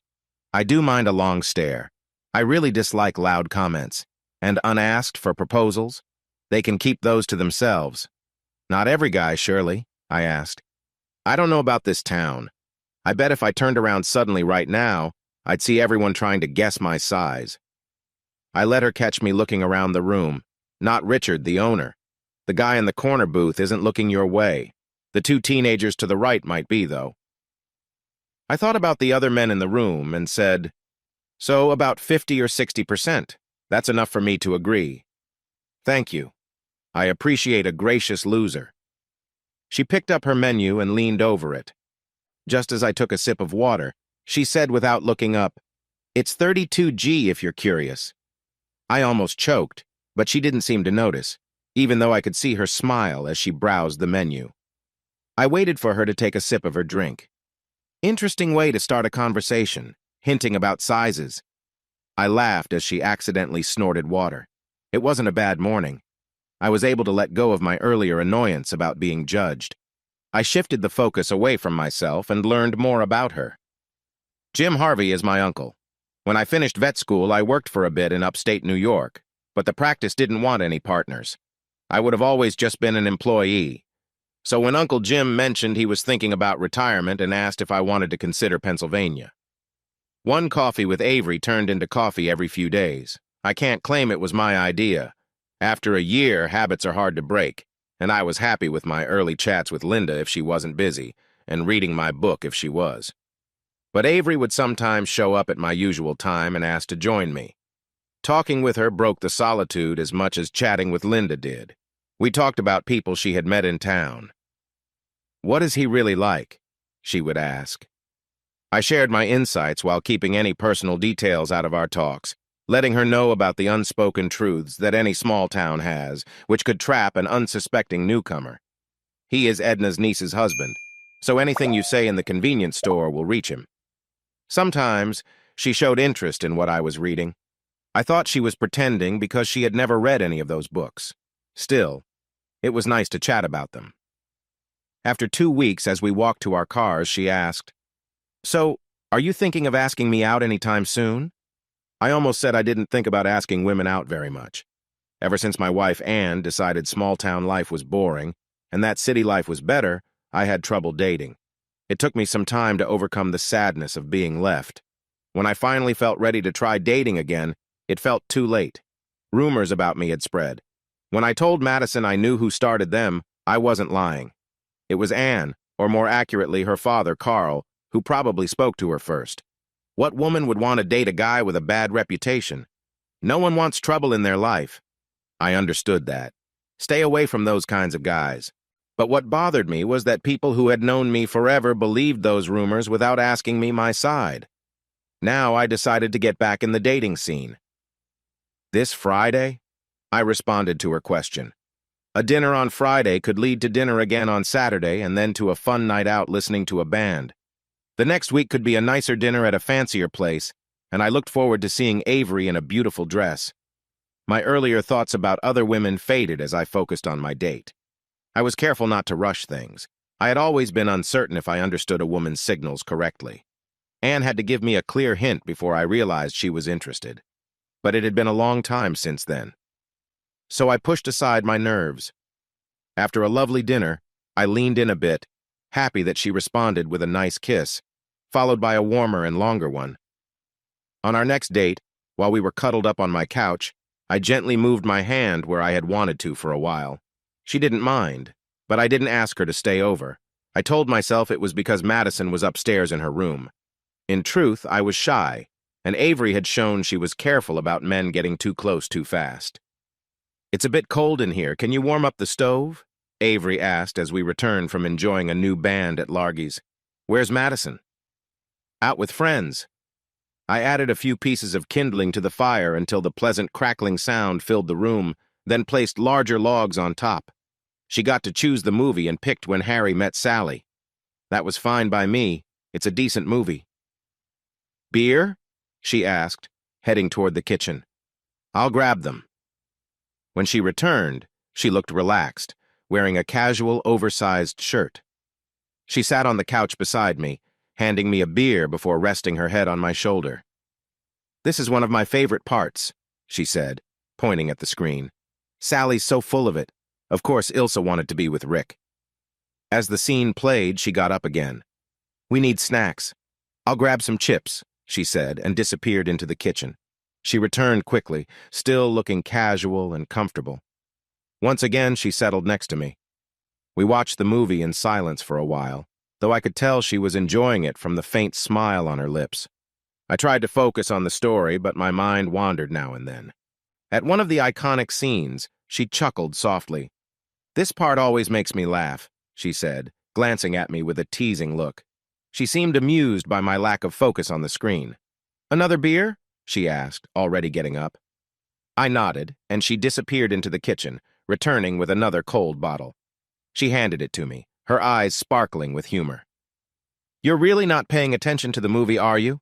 she asked, raising an eyebrow. I shrugged sheepishly. "Not really," I admitted. "Well, you promised to watch it," she said lightly, shaking her head. With that, we both turned back to the screen, letting the movie fill the room with its light-hearted charm. The evening carried on with a warm and easy atmosphere, the fire crackling softly as the story unfolded. The movie ended and the room fell quiet except for the soft crackle of the fire. She leaned back on the couch with a playful smirk, her eyes catching mine. "Now can I finally enjoy my movie?" she teased. I chuckled nervously. "Yeah, sure." She gave a soft laugh and stretched out, letting the relaxed atmosphere settle over us. As the credits rolled, she shifted slightly, her expression hinting at anticipation. "I think it's your turn to make this night memorable," she said lightly, her voice warm but teasing. I leaned forward, focusing on her with gentle care. My actions were deliberate but unhurried, aiming to show her how much I valued this moment. Her breath quickened as I continued, responding to the connection growing between us. The quiet sounds of the room made everything feel more intimate, more personal. Time seemed to stretch and blur as we shared this closeness, a bond formed in silence and trust. She leaned back, her breathing steadying, and looked at me with a glowing smile. "That was the perfect ending," she murmured, her tone soft and content. Later, as we lay side by side, she rested her head on my chest, the steady rhythm of her breathing comforting and grounding. She tilted her face toward mine and gave me a quick kiss before sitting up slightly. "I like the right side of the bed," she said with a playful nudge. "You'll have to scoot over." I froze for a moment, caught off guard by her words. It seemed like such a simple thing, but it stirred memories of a time before her, before us. I had always slept on the right side of the bed back when I was with Anne. I didn't respond immediately, but the warmth of her presence brought me back to the moment. "All right," I said with a small smile, shifting over. She gave a satisfied hum and settled in, the room quiet except for the soft rustle of the blankets and the fading crackle of the fire. The night moved forward, filled with the promise of new beginnings and quiet understanding. There was a simple reason for my sleeping preference. I liked to sleep on my left side, which made it easier to get in and out of bed. That changed when Anne came along. "I need my space when I sleep, Will, and I prefer to face away. Plus, I don't like seeing a wall so close to me," she explained. In our first apartment, the bed was pushed up against the wall on the left side. "And the outlets are on the right side. I have more things to charge than you do," she added. And she was right. She had her phone, watch, iPad, headphones, Bluetooth speaker, laptop, and a portable charger. Anne really liked to keep all her devices powered up, so I moved to the left side. It wasn't a big issue, even though I didn't sleep as well on my right side, and she didn't like me looking at her back when I lay on my left. It didn't matter that much. However, I ended up staying on that side for a few nights after she left. That was until I had a heated argument during a phone call. She told me she was leaving with a friend of mine. I didn't handle it well. "Yeah? Well, I was with him once in our bed. What do you think about that?" she shot back. I knew all about her preferences, and it struck me that I didn't want to sleep on that side anymore. She had changed things. I decided to take back the right side of the bed. The easygoing Will I used to be had turned into someone a bit more serious. So now I told Avery, "I don't sleep on the left side. We can cuddle here if you want." This surprised her. I could see she was used to guys bending to her wishes, but she smiled and said, "Well, I can't promise I won't elbow you while I sleep. I like my space." I tried to let those words go. We were a new couple figuring out how to relate to each other. I pulled her in close and enjoyed the feeling of being together. Every week, Madison gave me $25, which was what we agreed on. She had suggested 36 plus a quarter at first. "You said an hour's pay, and I work 5 days a week. 5 times 7 and a quarter is," she explained, shaking the money in her hand. "That's not for 5 full days. You work part-time, which comes to about $18, I replied. Honestly, I didn't mind the amount. I would have been fine without any payment at all. Originally, I suggested this when I was unsure about helping her out. It didn't cost me much to have her around, and I enjoyed her company, but I could see how important it was to her. So we settled on $25, which I saved in a separate account. 2 weeks later, she came to me with a bundle of money. "I've never opened a bank account, but I don't want this just lying around." "Is it easy?" she asked. "Yep," I replied. I took her to the bank. On their way, she chatted happily. I had a bank account with my birthday money and what I earned from babysitting. My mom opened it for me since I wasn't 18 yet. Last week I had Drew take me to a branch of that bank, but they said my mom needed to fill out forms to make it mine. I can't make her do it until I turn 21. By then she will probably have spent it all on shoes, she said sadly. What bank was that? I left her with the assistant manager. She didn't seem very sure of herself, but sometimes you have to learn to take care of things by yourself. I'll be over there, I said, pointing to the waiting area. I made a phone call.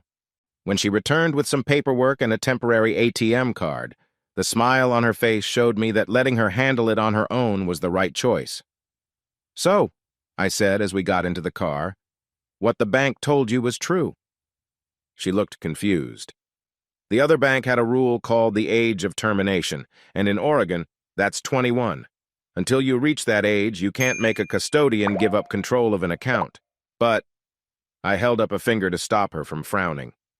You do have the right to see your online statements. It's against the law for the custodian to use the money for anything not meant for you. That means you can keep a close eye on things and speak up if she buys any shoes. I smiled back at her. Think of it as a 2.5-year savings plan that you didn't choose. I'll be out late, Madison said to me. Okay. Drew and I have been talking. Okay. She hesitated, expecting more from me. I found it funny that she thought I would interrupt her. I'm not your dad, and you're 18 now. So enjoy yourself and remember to turn off the lights when you get home. You don't mind? I mean, she struggled to find the right words. I mean that it's like Drew.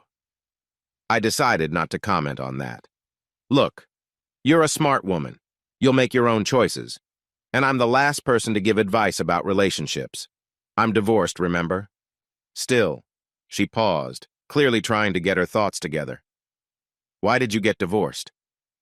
Because my wife left me for one of my friends to go live in New York City, and for some reason I wasn't okay with that. My sarcasm didn't seem to bother her. She sat down in the chair across from me, looking for more information. Did she not understand boundaries? I certainly did, so I stood up and walked back to the den.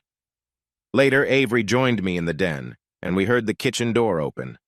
Because of how sound travels, anything said above a whisper in the kitchen was clear in the den.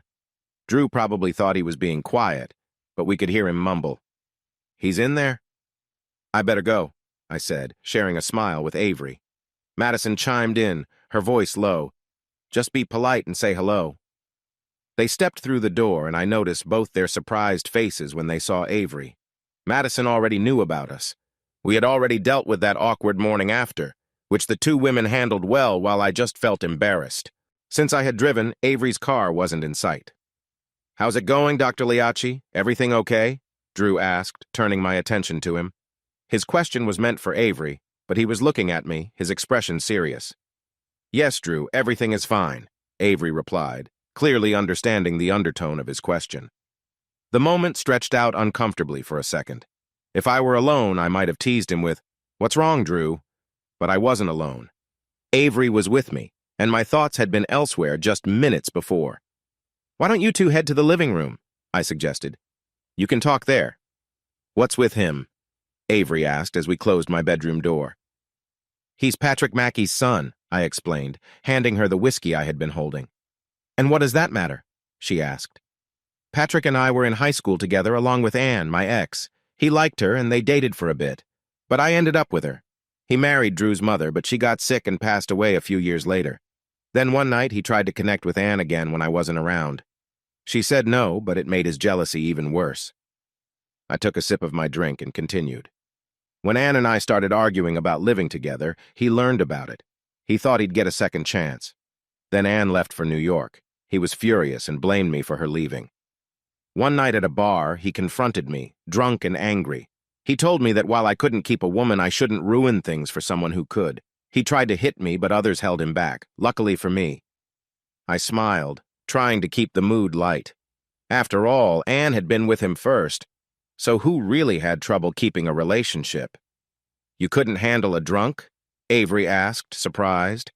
Have you seen Patrick? I replied, not waiting for her to answer.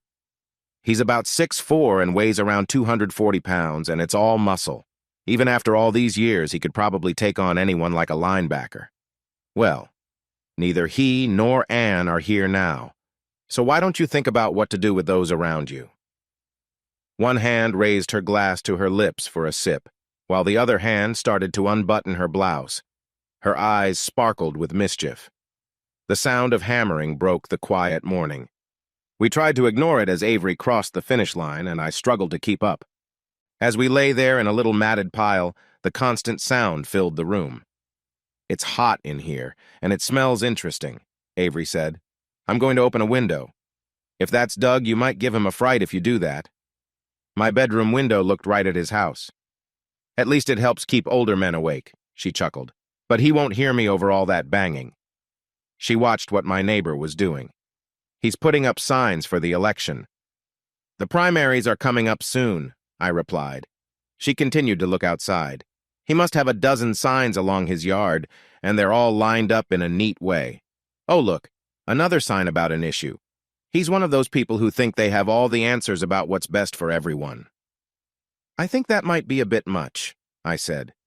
"Really?" She pointed out the window as if to show me the evidence. "Do you agree with those?" I got up and walked over to see. "Some of them yes, some no. But honestly, Doug cares more about others than a lot of people I know. Just because what he believes doesn't always match someone else's opinion doesn't change that." I leaned around her and opened the window a bit. Doug glanced up for a moment, making Avery step back, and then he returned to his work. "Come back to bed," I asked. She did, and our lovely Saturday morning continued as she lay on her side, and I cuddled in close to her. One of her hands moved back to my neck while we enjoyed our time together. "No marks," she laughed when I started to get a little carried away. I settled for gently nibbling her ear instead. She continued to enjoy my affection until she reached her peak, and I followed soon after. Later, when I went to get Lucy for a walk, Doug waved a wooden sign at me. "Can I put this in your yard?" He was smiling, already knowing my answer. It was the same one I had given him every year like my father before me. Not a chance. "All right." As Lucy bounded over to me, he turned to leave, then looked back with a wink. "She seems like a very healthy woman." I laughed and nodded, debating whether to tell her. I wasn't sure if she would feel embarrassed and happy, or embarrassed and annoyed by the two guys who appreciated what she had shown. Chapter 3. When I met her later that week after dropping off Madison, the greeting was much colder. "I thought you said you and Anne disagreed about living in Sailorton." I figured she must have heard the rumors. "No. I said we didn't agree on living here, but I don't think I used the word just. We also didn't agree on her being close with one of my friends." I didn't expect sympathy, and I didn't get it. Her expression remained hard. "Anything else?" "Everything else came from that, so no, nothing else." Her stiff jaw and the way she tilted her head made it clear she believed I was wrong. She waited for me to say more. I could see that my silence upset her. She probably thought I was refusing to admit I was at fault. "Nothing to say?" she asked, her tone dripping with disdain. Did she think I would beg and promise to change? She didn't know me well. She had already made up her mind about me. "So how bad were the bruises?" I asked. The sudden question took her by surprise. She looked confused. "What do you mean?" "You know, the bruises in the photos the police took. I've never seen them. How bad were they? Or did you only speak to people who saw the black eyes and other marks? Maybe as a vet you got to look at the hospital reports." Her confusion remained, now mixed with a hint of judgment. Her jaw clenched tighter. She was ready to share her thoughts. "I haven't seen any proof that you think that," I interrupted, then turned and walked away. Carrie noticed me leaving. My expression showed my mood clearly. "Will?" "Patrick or Drew talked to Avery. She accepted it." Carrie's concern turned to something softer. "I'm sorry." Madison stood in the office doorway, looking worried. "See you later," I said as I passed by. "And just so you know, Avery may be your friend, but she's not welcome in my home." I ignored her surprised look and headed home. Later, as Madison helped me set the table for dinner, she brought it up. "Carrie told me what happened." I waited for her to say something more. I expected her to apologize or ask how I was doing, but she just focused on the silverware. Was she finally respecting my space? She could have at least mentioned that it was too bad I was going back to a lonely bed.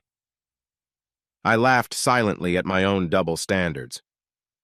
"You should finish high school," I said one morning while we were having breakfast. Madison stopped moving. "Or you could go to trade school if you want to be an electrician or something. But working minimum wage jobs forever is not a great idea." "I'm not going back to Oregon," she said firmly. "Finish school here." Finally, in a quiet voice, she asked, "I could stay?" "You can stay as long as you want. I enjoy having you here." That made her cheeks turn red. She thought for a moment, then shook her head. "Transferring my credits from West Kincaid would mean the people back home knowing where I am." "I don't think that's true. You're 18, and I think you could handle the transfer yourself. But if you're worried, you could get a GED. It might take a lot of study, but you always have an answer." "Yes, I'm older and wiser." "You're a nerd." "That's true." She thought for a while longer, then shook her head again. "Carrie's going to offer me a full-time job and—" She hesitated, then shook her head again. "No, I need to get my life together first, then I'll figure things out. But thank you for letting me stay." I shrugged. "And thank you for reminding me how old I am with the way you say 'like' all the time." I ignored her playful gesture. "And congratulations on Bothwell." I got up and put my dishes in the sink. "Think about what I said. Minimum wage isn't enough. My life is fine as it is." I decided to drop it for now. "She's back." Carrie's serious tone hinted at who she meant. I was dropping Madison off when Carrie pulled me aside. "Anne?" She nodded. "It seems everything isn't as great as it seems, not even in New York." "What do you mean?" "It's all hearsay, but friends of friends say that he wasn't as wonderful as he appeared. He took what he wanted from her, and once he had enough, he looked for someone else. When she made a fuss, he just left." For a moment, Carrie seemed lost in thought. I was curious about her past, the 2 years she had away while her cousin managed the small business, the dates with different guys in the area, but I knew she wouldn't share that with me. Carrie valued her privacy. She returned to the present. Then she realized that living there is much more expensive than here. Rent, food, insurance, and other day-to-day costs are a shock. When your job experience is mostly in small-town stores, it's hard to find high-paying jobs in New York. So going home seemed like a good choice, even if it meant facing her parents. "I guess gossip will be all over town," I sighed. She looked at me with understanding. "Probably.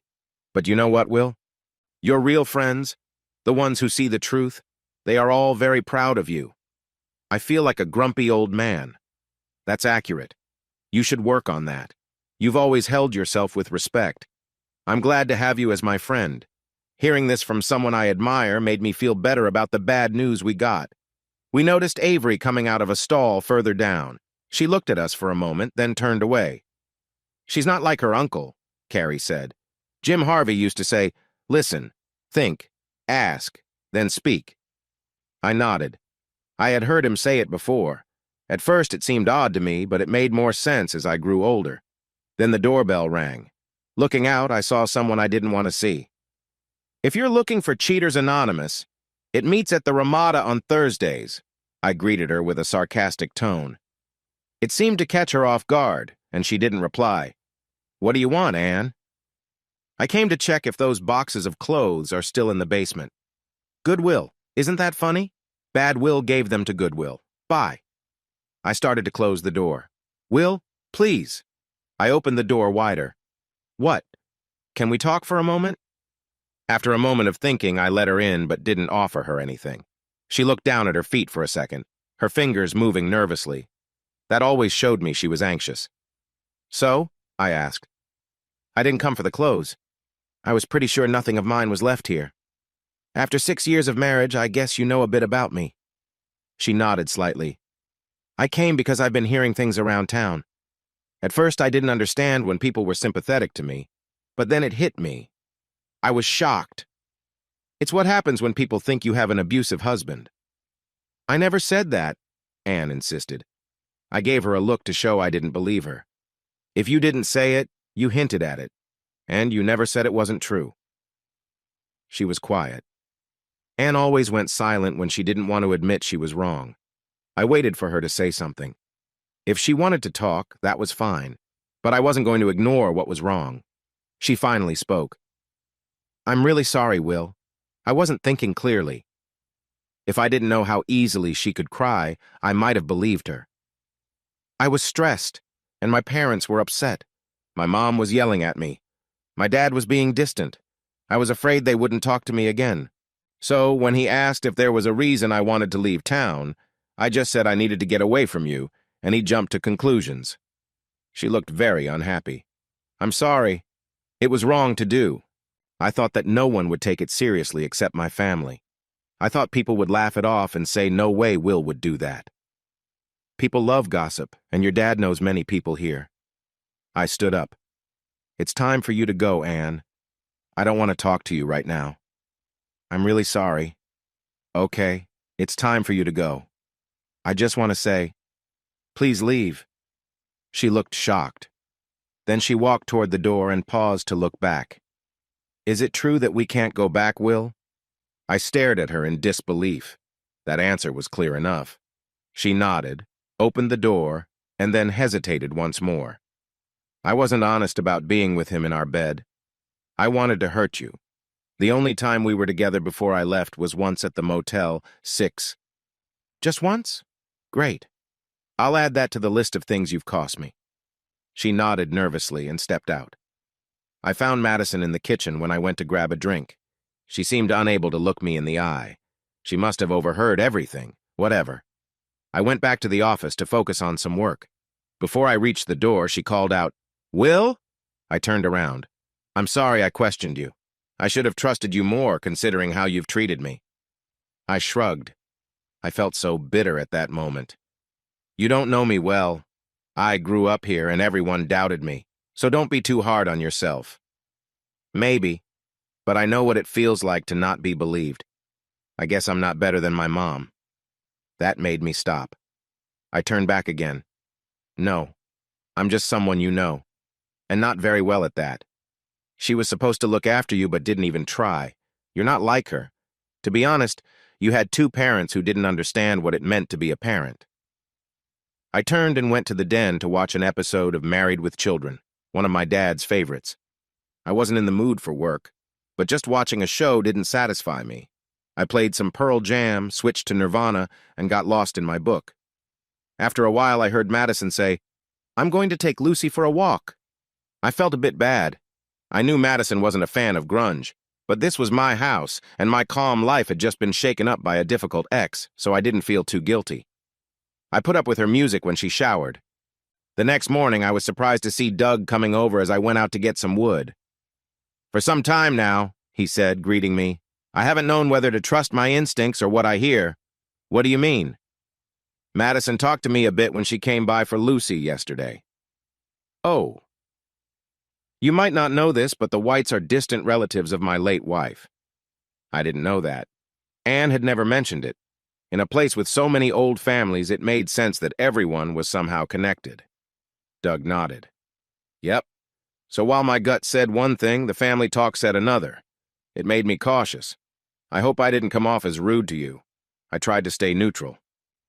You weren't rude, Doug, just a bit distant. He nodded again. No hard feelings? You didn't know, and family is family. So no hard feelings. He smiled, probably the warmest smile he had given me in over a year. I called Carl and told him the story he had been told wasn't true. What did he say? He told me to go away. He chuckled.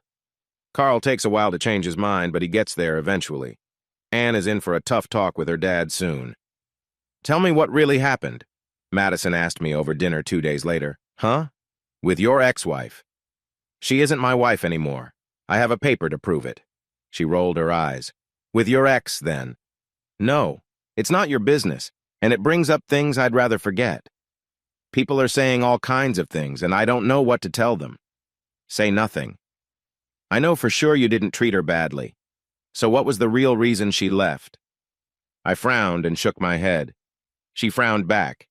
Guess what? Ann and I lived in New Jersey after we got married. Her dream was to have an apartment in Manhattan, and I said okay. I didn't really want to live in the city, but I thought I could manage it for a year or two. Compromise, you know? Then my dad got sick. My mom had passed away years before. We moved back here to look after him, thinking it would only be for a couple of months at most. It ended up being more than a year. She said a few things about the situation, but even she knew that suggesting we leave him was too much. Then he passed away. I paused and took a sip of my beer. That's when things started to change. I didn't want to sell this house. I'm the fourth generation to live here. Wow, Madison said. That's a long time. The longest I've lived anywhere was about 5 years. Yeah, it's important to me, and I'd like to raise kids here someday. So why not keep it? Because selling it was the only way we could get the money to buy a place in New York. Suddenly, renting an apartment in Manhattan turned into buying a condo in the East Village. She painted a picture of having lunch in nice little places with artsy friends. She told me I'd enjoy going to trendy bars where we could try different drinks. Not that either of us really knew anyone in New York. I had no idea how we'd afford that. Ann hadn't worked in a year, and just on my salary, the mortgage and taxes would have been too much.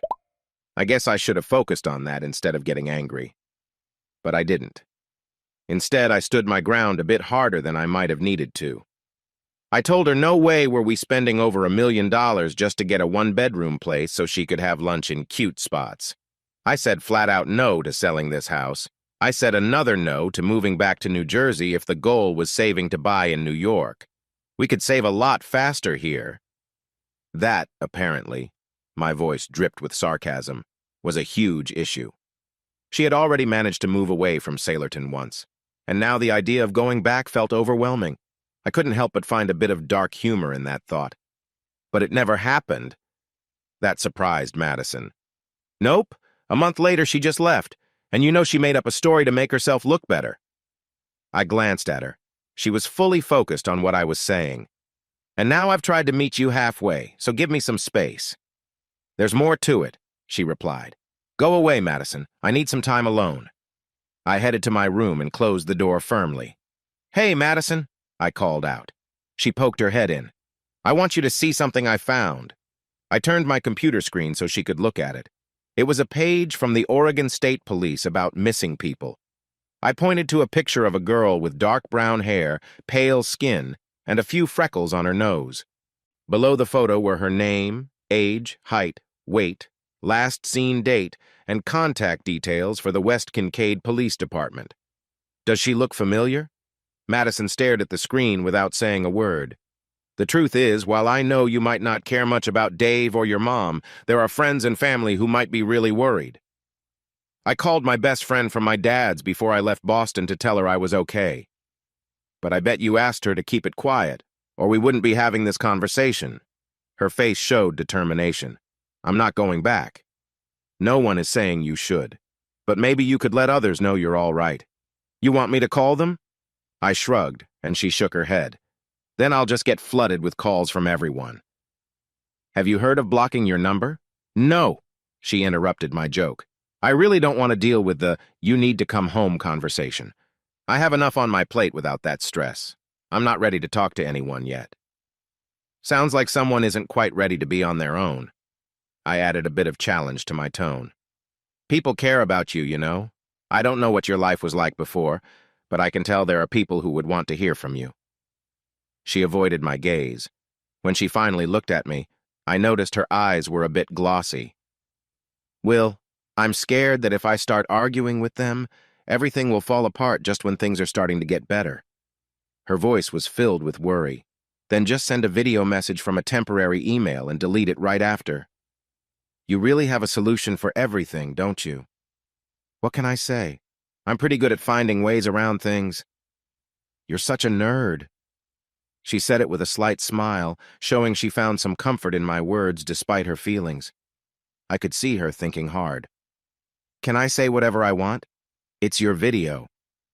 If I do this, I don't want to seem like a silly girl who just ran away because my parents wouldn't buy me a new phone. I shrugged. 10 minutes later, she showed me the first version. It's your choice, I said. But I think you might get in trouble for saying his name and calling him a bad person. She looked stubborn. Madison, do you need more issues right now? Legal ones? After a moment, I could see her understanding. About 30 minutes later, after some starts and stops in her speech, she came back. The friendly woman with dark brown hair looked at the camera, neither smiling nor frowning. The wall behind her was a plain beige color with a lighter patch where a picture used to hang in the hallway. This is for the police who are looking for Madison Dwyer from 218 Forest Glen Drive in West Kincaid. I didn't know you were searching until a friend showed me your missing persons page. Thank you for your concern, and I'm sorry for any trouble this has caused you. I just want you to know that I'm safe and not in a bad situation. The video showed her moving to the front door, taking a key from her pocket and unlocking it. I'm not stuck in a room somewhere or dealing with drugs. I left because I was 17 and didn't want to be with someone much older than me. Now I'm 18. I'm an adult. I'm fine and not coming back. Before I could think further, she hit send. It's going to the police. Some high school friends, my mom and my aunt, so that my family knows in case mom pretends she didn't see it. Well, that will cause some chatter, I noted. I hope so. The age of consent here is 18. I checked. She met my gaze. Forget him. I'm Tammy Strickland, Madison's mother. Those words, spoken by the woman who just knocked on my door, were not what I expected that day. What are you doing here? Her words came from behind me. I turned to see the unfriendly young woman. I have come for you, Maddie. How did you find me? I hired an agency that traced an address from your email and then tracked it from what they saw in your video. Madison looked at me with blame. I had suggested she reach out to home. Hey, I said. I should have thought about IP addresses, but I wasn't the one who filmed my street or hit send without thinking. She grimaced, recognizing the truth in that. I'll be in the den, I said firmly. You two can use the living room. 10 seconds later, Madison peeked into the den. We're going to be in the kitchen, not the living room. Please stay here, she said. When I looked at her, she gave a slight smile. She knew how sounds traveled from the kitchen to the living room. You'll see, she added with a hint of mystery. I've come to take you home, Tammy announced, without asking how I was or showing any warmth. I'm not going with you. Maddie, you are. I know you think you're an adult, Tammy continued, ignoring my quiet reply. I am. But you haven't even finished high school yet. You're not ready for the real world. Just look at how you didn't graduate this year. That says enough. I'm not going with you. This isn't your home. Will is fine with me staying here. Maddie, there's only one reason an older man keeps a young woman around, and it's not a good reason. A 51-year-old man. Will doesn't look 51 to me. He seems more like he's in his mid-30s, and that is a big difference for you right now. I had to hold back a laugh. I didn't know much about Madison's stepfather, Dave, but I was sure he was indeed 51 years old. Maybe he is. I could hear a hint of my amusement in Madison's voice. I wondered if Tammy noticed. But whatever Will's age is, he has been a better adult role model than my parents or my stepfather ever were. Oh, sweetie, I know it can seem that way. I was 18 once, too, and an older person can look really impressive. But you need to trust me, trust us. We're trying to do what's best for you. What exactly are you doing? I'm taking you home. If Mr. Danrither causes any issues, Dave has already talked to a lawyer. He informed them about the situation with a young girl staying with an older man. Based on what I learned when I got here, I contacted the lawyer to mention that I had information about your safety being at risk. A heavy silence fell as Madison took this in. When she finally spoke, her voice was steady. I'm disappointed that you'd lie about a good man simply because you are upset that he took the place of my mother.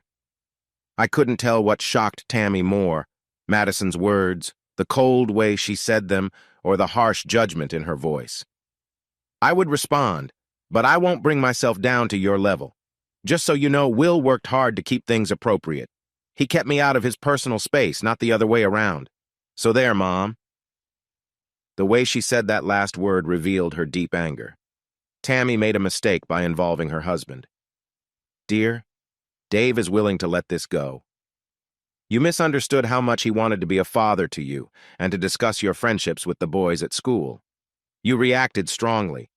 We'll put this— I could hear how surprised Madison was in her voice.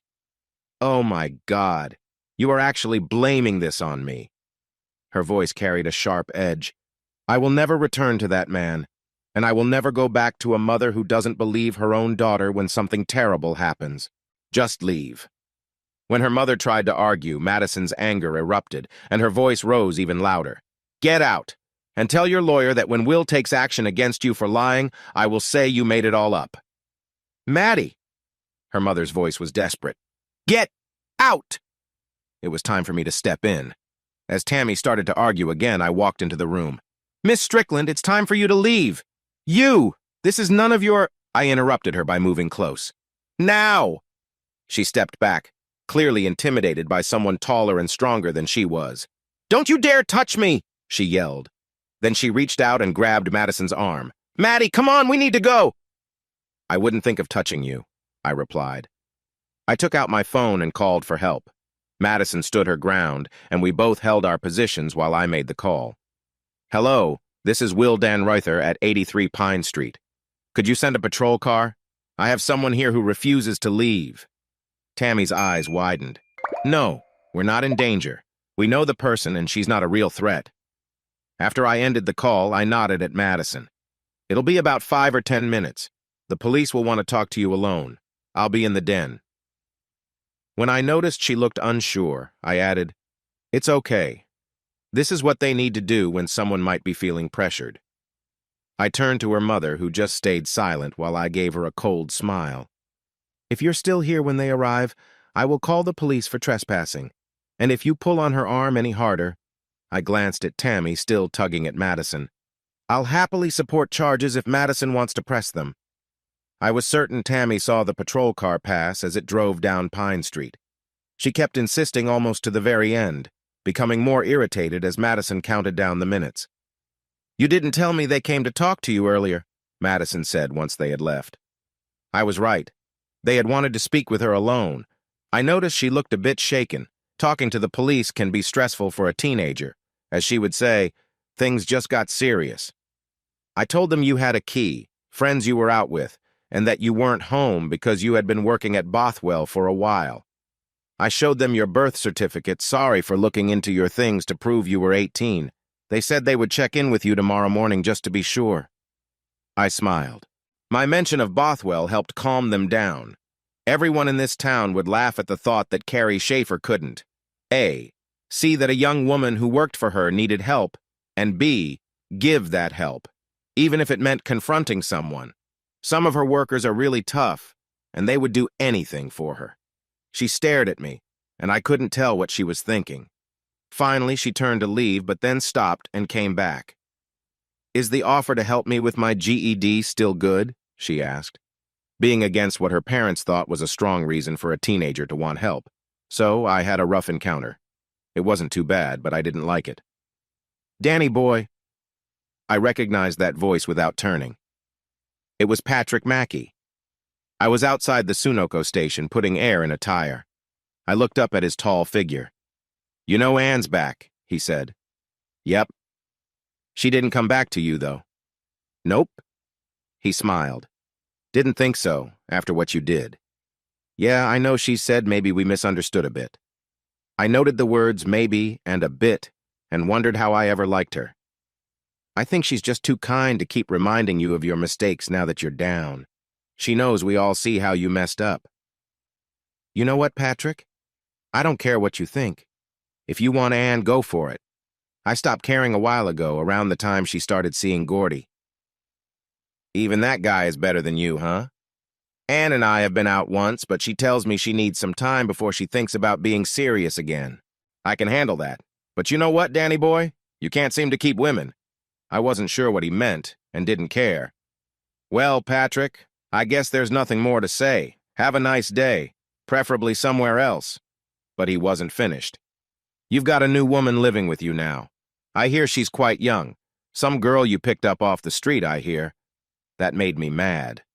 No, I wouldn't call her that. I let my anger show a little too much. I was upset because Ann had let me down, along with Gordy.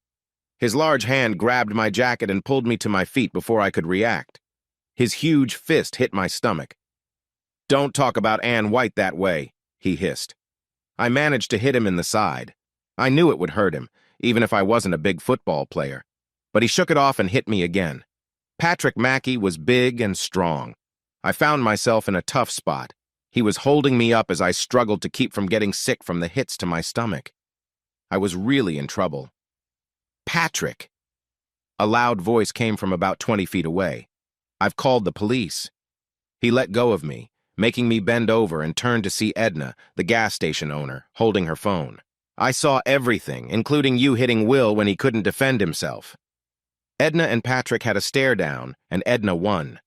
Patrick was a jerk, but he wasn't a bully. He hated the idea that he had acted unfairly. He shot a glare at her, then at me, and angrily walked over to his truck. "You okay, Will?" she asked as her eyes followed Patrick. "I'll be fine in a minute," I replied. The police arrived, checked on me, and listened to Edna's account. They nodded, familiar with the town's problems and not surprised at what had happened. One officer, Matt, came over to me. He and I had gone to high school together. "Do you want to press charges? Edna would rather not have to testify since we're locals," he said. "No, but I'd appreciate it if you could remind him that there shouldn't be a next time." He nodded. "Absolutely. I'll take care of it." He looked down for a moment and then met my gaze. "I heard from Old Man White that maybe Ann's story isn't as strong as we thought." I was taken aback. It had been weeks since Ann's father had seemed set in his beliefs, and I hadn't expected him to change his mind. "I'm sorry I doubted her. We need to take women's claims seriously because, unfortunately, many face real harm. But I'm sorry." Matt was a good guy, not someone who would unfairly target me just to teach a lesson. I understood his perspective, as it's true that women often face violence from their partners. "Don't worry about it. Just tell Patrick that if he tries something again, it will be his problem, not mine." My stomach hurt, and so did my heart. Why did I feel like the town was against me? Some people were starting to change their minds, but not everyone.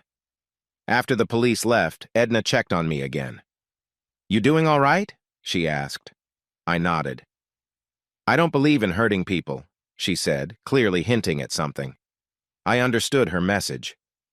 "But sometimes there's a reason for concern?" I asked, trying to keep my tone neutral. She just saved me from a tough situation. She shrugged. "I don't know about that." The thought of having a whiskey to help calm my nerves sounded appealing. Not just any whiskey, but some of the nice stuff my dad had left behind. I poured one drink, then another, both generous servings. By the time I thought about pouring a third, I realized I should switch to something cheaper. After all, I didn't need to be wasting such expensive whiskey. I was pouring a drink when Madison walked in. She pretended to recoil, waving her hand like trying to clear the air. "Don't light any matches in here." "Forget everyone." The smile left her face. "What's wrong, Will?" "Nothing." I put the bottle away and started to head back to my chair, and she followed. As I turned to sit, a sharp pain hit my stomach, and I let out a surprised breath. She was right there. "What happened?" "I got hurt," I said. "Let me see." She wouldn't take no for an answer. I unbuttoned my shirt and she gasped. Looking down, I saw the bruises starting to form. They would become more colorful in the coming days. She made me tell her what happened. When I mentioned Patrick's name, her expression stiffened. "Hey, speaking of the Mackeys," I asked, "why aren't you with Drew tonight?" I didn't say it very clearly since I had been drinking. "How can you ask that?" "I thought you two were together. It's Saturday." I tried to sound kind. I really didn't want to include Drew with his father. Just because Patrick was difficult didn't mean I had to be too. Not being supportive of Madison's boyfriend would definitely make me difficult, so I worked hard to be fair. "But if he makes you happy, my problems with his dad don't matter." She studied me for what felt like a long time. The glasses she finally admitted she needed added a serious look to her youthful face. "Well, the truth is, I'm not with him anymore." I looked at her surprised. "I was willing to give him a chance at first because of what you said. He was listening to his dad. But then when Avery said a few things and he agreed, what? I was still okay because I wasn't sure either. But after I told him what I heard Ann say, he was all, "You don't know what you're talking about." So I broke up with him. Oh, sorry about that. She shrugged and sat back in the chair. She stared at the TV. Why do you watch this stuff? I don't know. If I stop judging and just watch, it's kind of funny. The jokes are really silly. Yeah, that's what makes them funny. Then the alcohol made me speak honestly. And they remind me of when this was my town. She didn't reply. She wrapped a blanket around her feet. When the show ended, she watched as my empty glass moved from the table to my mouth and back. Can I have one of those? We hadn't really talked about drinking rules. Why? Because I'd like a little drink, and I don't mind the taste of whiskey. Okay.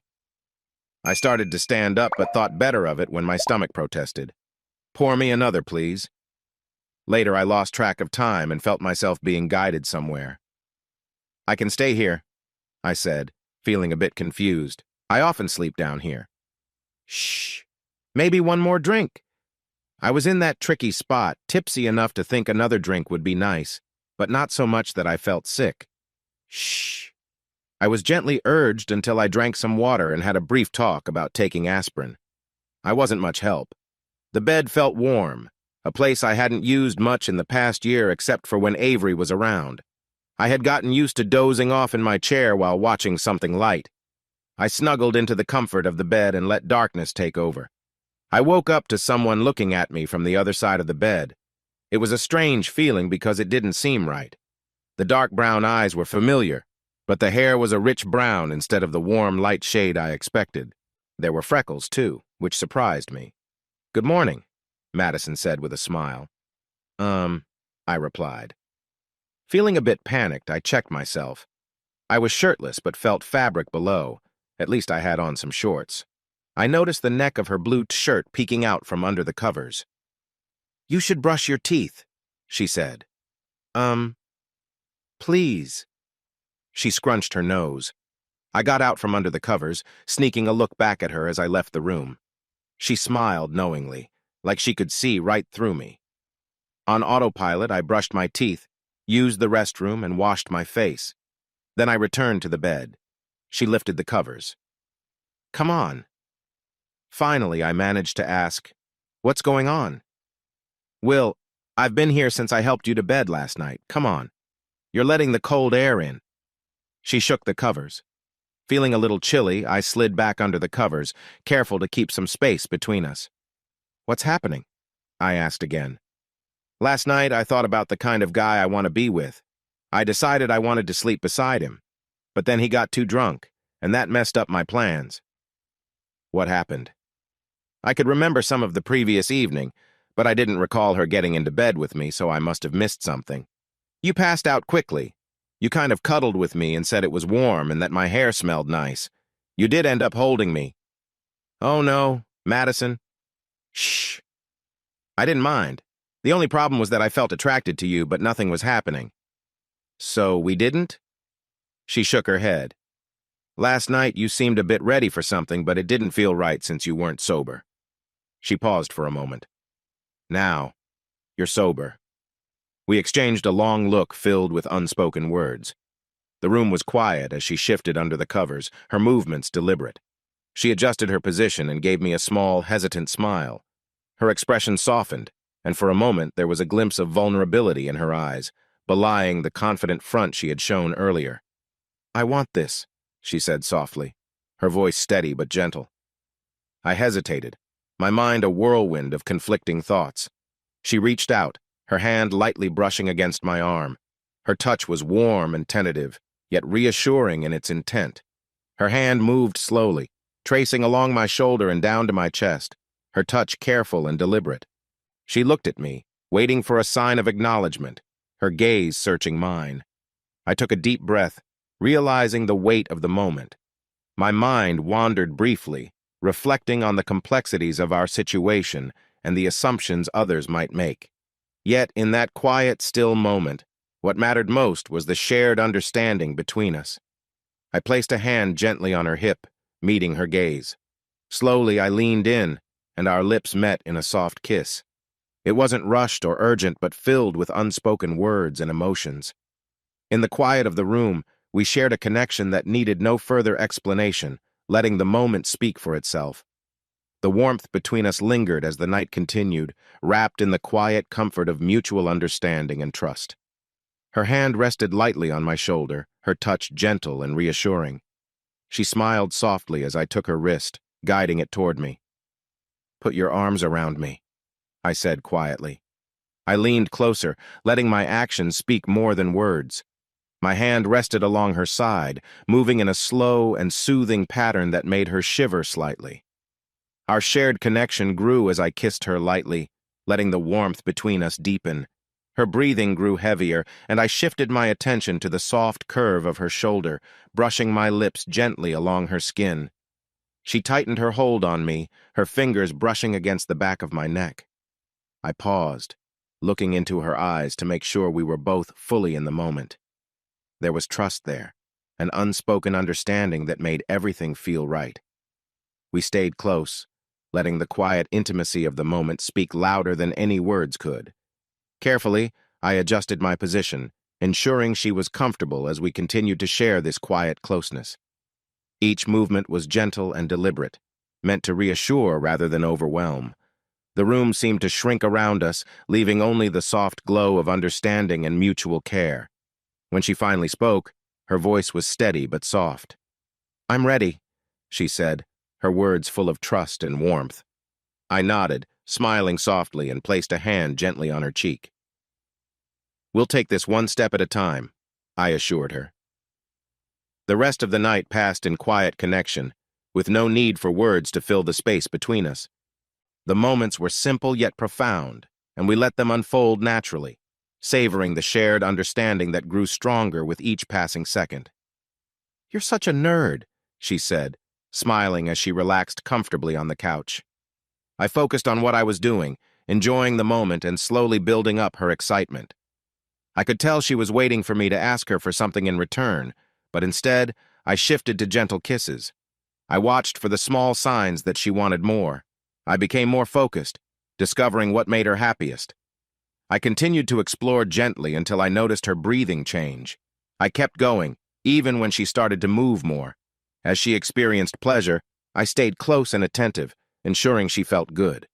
When her hands relaxed, she looked at me, her expression bright and full of joy. "Oh my God, that was amazing," she said, shaking her head slightly in disbelief. There was a spark in my eyes showing how much I enjoyed the moment too. "Can we have a little break and then be close again?" she asked, her voice a bit husky. She encouraged me to lie back and joined me, her touch gentle but eager. Even though I felt some nervousness, seeing her look at me with such intensity made me forget everything else. It was a warm, beautiful experience, and I wanted to hold on to it for as long as I could. "Am I too heavy?" she asked after a moment. "No, not at all." "Okay," she replied, leaning down to kiss me again. "I want to keep going so we can both enjoy this." Her smile made me nod in agreement. We took our time, kissing and enjoying each other's company until she turned the tables and made sure we both had our moment of delight. Later, as we lay together, she murmured, "That was different." "In what way?" I asked. "Well, I've never spent an entire night with a guy before. This was a first for me." "But we didn't do much during the night," I replied with a smile. "Well," she said with a teasing tone, "that could change." She snuggled in closer, wrapping my arms around her. "Can I share something a bit awkward?" she asked. "Sure," I replied, curious. "I once mentioned that I was on the pill. That was true, but I was also seeing someone," she explained. "However, we never shared an intimate moment like the one we did." I felt a bit uneasy talking about personal matters, but I was glad we were not face to face. "I didn't know." "It's okay," she assured me. "What we just experienced was really special. That's not the difficult part." She shifted to get comfortable. "And also," she paused for a moment. When she spoke again, her voice seemed a bit forced, like she was trying to downplay it. "Drew sort of went through the motions, but I could tell it was just because he felt he needed to because I did it for him. He didn't really know what he was doing." I understood what she was saying then. She had been intimate with Drew. A small spark of jealousy flared up in me, but I pushed it down. We all have our pasts. She paused, probably waiting to see how I would react. I stayed quiet. But he isn't the difficult part, just a side note. She took a deep breath. The hard part is an older guy I had to be with, because... She stopped, shaking her head slightly as if she didn't want to go there. She felt my arms tense and held them tighter. Another long pause. I was unsure how to respond. It pained me to see her like this, but I wasn't good in these situations. Should I ask so she knows she can talk? Or should I not ask because it's her private life? I thought about what I would want and decided that was a good guide. I said softly, "I'm sorry. If you want to talk about it, I'm here. And if that time never comes, that's okay too." She shifted slightly and drew closer, as if trying to connect even more. That guy knew what he was doing, but for him it was just to prepare me because I wasn't feeling anything. I wondered if that's how it is for men, an obligation or just a step towards something else. What she said before made more sense now. Until you. She turned to kiss my arm. Thank you. I felt a tear on my arm and realized she was crying. Armor. Will. Our handshake and smiles were genuine. Armor was a cousin of sorts. He owned the local Ford dealership. I'm bringing a good friend around tomorrow. She needs something inexpensive but dependable. I'd appreciate it if you could treat her kindly, like family, without making a big deal out of it. You hoping to get her a deal. Armor did that for close family. The rest of us got fair treatment. Whether it was a fancy Mustang or an old car for someone who just got their license, Armor was always reasonable with us, and we showed him loyalty. He had offered me a special deal when I bought a truck after a tough time in my life, his way of supporting me when things got difficult. I had declined, just as I would now. Nope, just treat her like I was treated when I bought that first truck. He smiled at the memory. That worked out well for you. Benji bought it when you traded it in, he mentioned, referring to another cousin. Madison felt nervous the next day. It was clear that Madison's life as a suburban girl did not involve much responsibility. The skills she needed to learn after leaving home were very different from those she had known. You can be open with Armor about your budget, I said. He won't take advantage of you or try to sell you something too expensive. Mark will show you our used cars, Armor said, handing her off to a younger man. We'll talk later when you find something you like. I sat in the corner of the showroom, engrossed in a book while watching her take several test drives. I could see her nerves fading as she realized she was actually buying a car. After a few hours, a smiling Madison pulled her bright red Escape into my driveway and got out. Her name's Kendall, she said proudly. Later that day, after she returned from Bothwell, she peeked into my room. Let's go get pizza. I'm busy. Stop working and let's go get pizza. I'll drive. I laughed at her obvious excitement. I grabbed my coat and got into the passenger seat. On our way home, she decided to take a detour by the lake. She pulled into a dirt path along the shore and said, "Let's celebrate Kendall." What do you mean? My mind caught up as she unbuckled her seatbelt and turned toward me. She maneuvered around the center console and leaned to hit a button. As the seat adjusted, she said, "It has power seats." It had been many years since I had shared a close moment like this in a car, and it was both thrilling and a bit awkward. We chuckled at the funny positions we found ourselves in, even as she bumped her head on the roof. The laughter faded, and soon I found myself close to her, staring into her eyes as they slowly closed. Her forehead rested against mine, and I could see her catch her breath softly. I pulled back slightly and then leaned in to share a gentle kiss. The warmth of the moment enveloped us, feeling special and intense as I held her close. "You're great for each other right now," someone said behind me one day in the grocery store. Madison was exploring the produce section while I waited in line at the deli counter. I turned, surprised to see Carrie. I wasn't sure what to say. I thought our relationship, besides the fact that Madison lived in my house, was something private. Carrie understood my expression perfectly. She told me. "You know I won't say anything," she promised. "But I think it might eventually get out. It's tough to keep a secret in a small town." "I'm not hiding anything. I just don't think it's anyone else's concern." She laughed softly. "You're right, but you know how some people in the stable love to pry." We watched Madison gather a huge pile of fresh greens. Why do you think we're good for each other? She needed to see that there are nice people out there. Drew Mackey's okay, but not really a great guy if you catch my drift. You know you've given her a safe place away from her past. And she's good for me? You were starting to be a bit cranky, Will. We let that slide for men over 70. She smiled, but her eyes were serious. She's bringing back parts of you that I hoped Tara would find interesting. Sadly, Anne got to you first, and Tara fell for Ronnie, and we all know how that turned out. She chuckled at my embarrassment, still not bothered by the mention of her former son-in-law. Everyone in town knew Carrie's thoughts on the charming man who had won her daughter's heart, but left when family life wasn't for him. His back is his best feature, and I'm happy to see it, Carrie had said, and we all understood she meant it. Word did get out about Madison and me. Someone saw us together. We didn't try to hide our date, or someone figured it out from something Madison said at work. It was a strange feeling to see some people being judgmental while others welcomed my renewed friendliness. Sailorton had one small place called Poor Peter's Tavern. Tavern was a bit fancy. It was really just a small bar with one big table, two small ones up front, and a counter for the regulars. But the food was okay, the beer was decent, and it was ours. Doug asked me to grab a drink when we got back from walking the dogs. I had Lucy back, and true to my word, had gotten him a puppy too. He complained a bit about the house training, but it wasn't long before Doug and his new puppy were inseparable. I turned down the invitation. "You should go," Madison said when I mentioned it. "I was going to let you know I'm going out with friends for a while, and we might grab some pizza." Meh, I wasn't excited about the idea of a busy bar. It'll be good for you to get out. So now you're giving me advice? I was once the student. Now I am the teacher. No way you know that line. She laughed. I checked it out.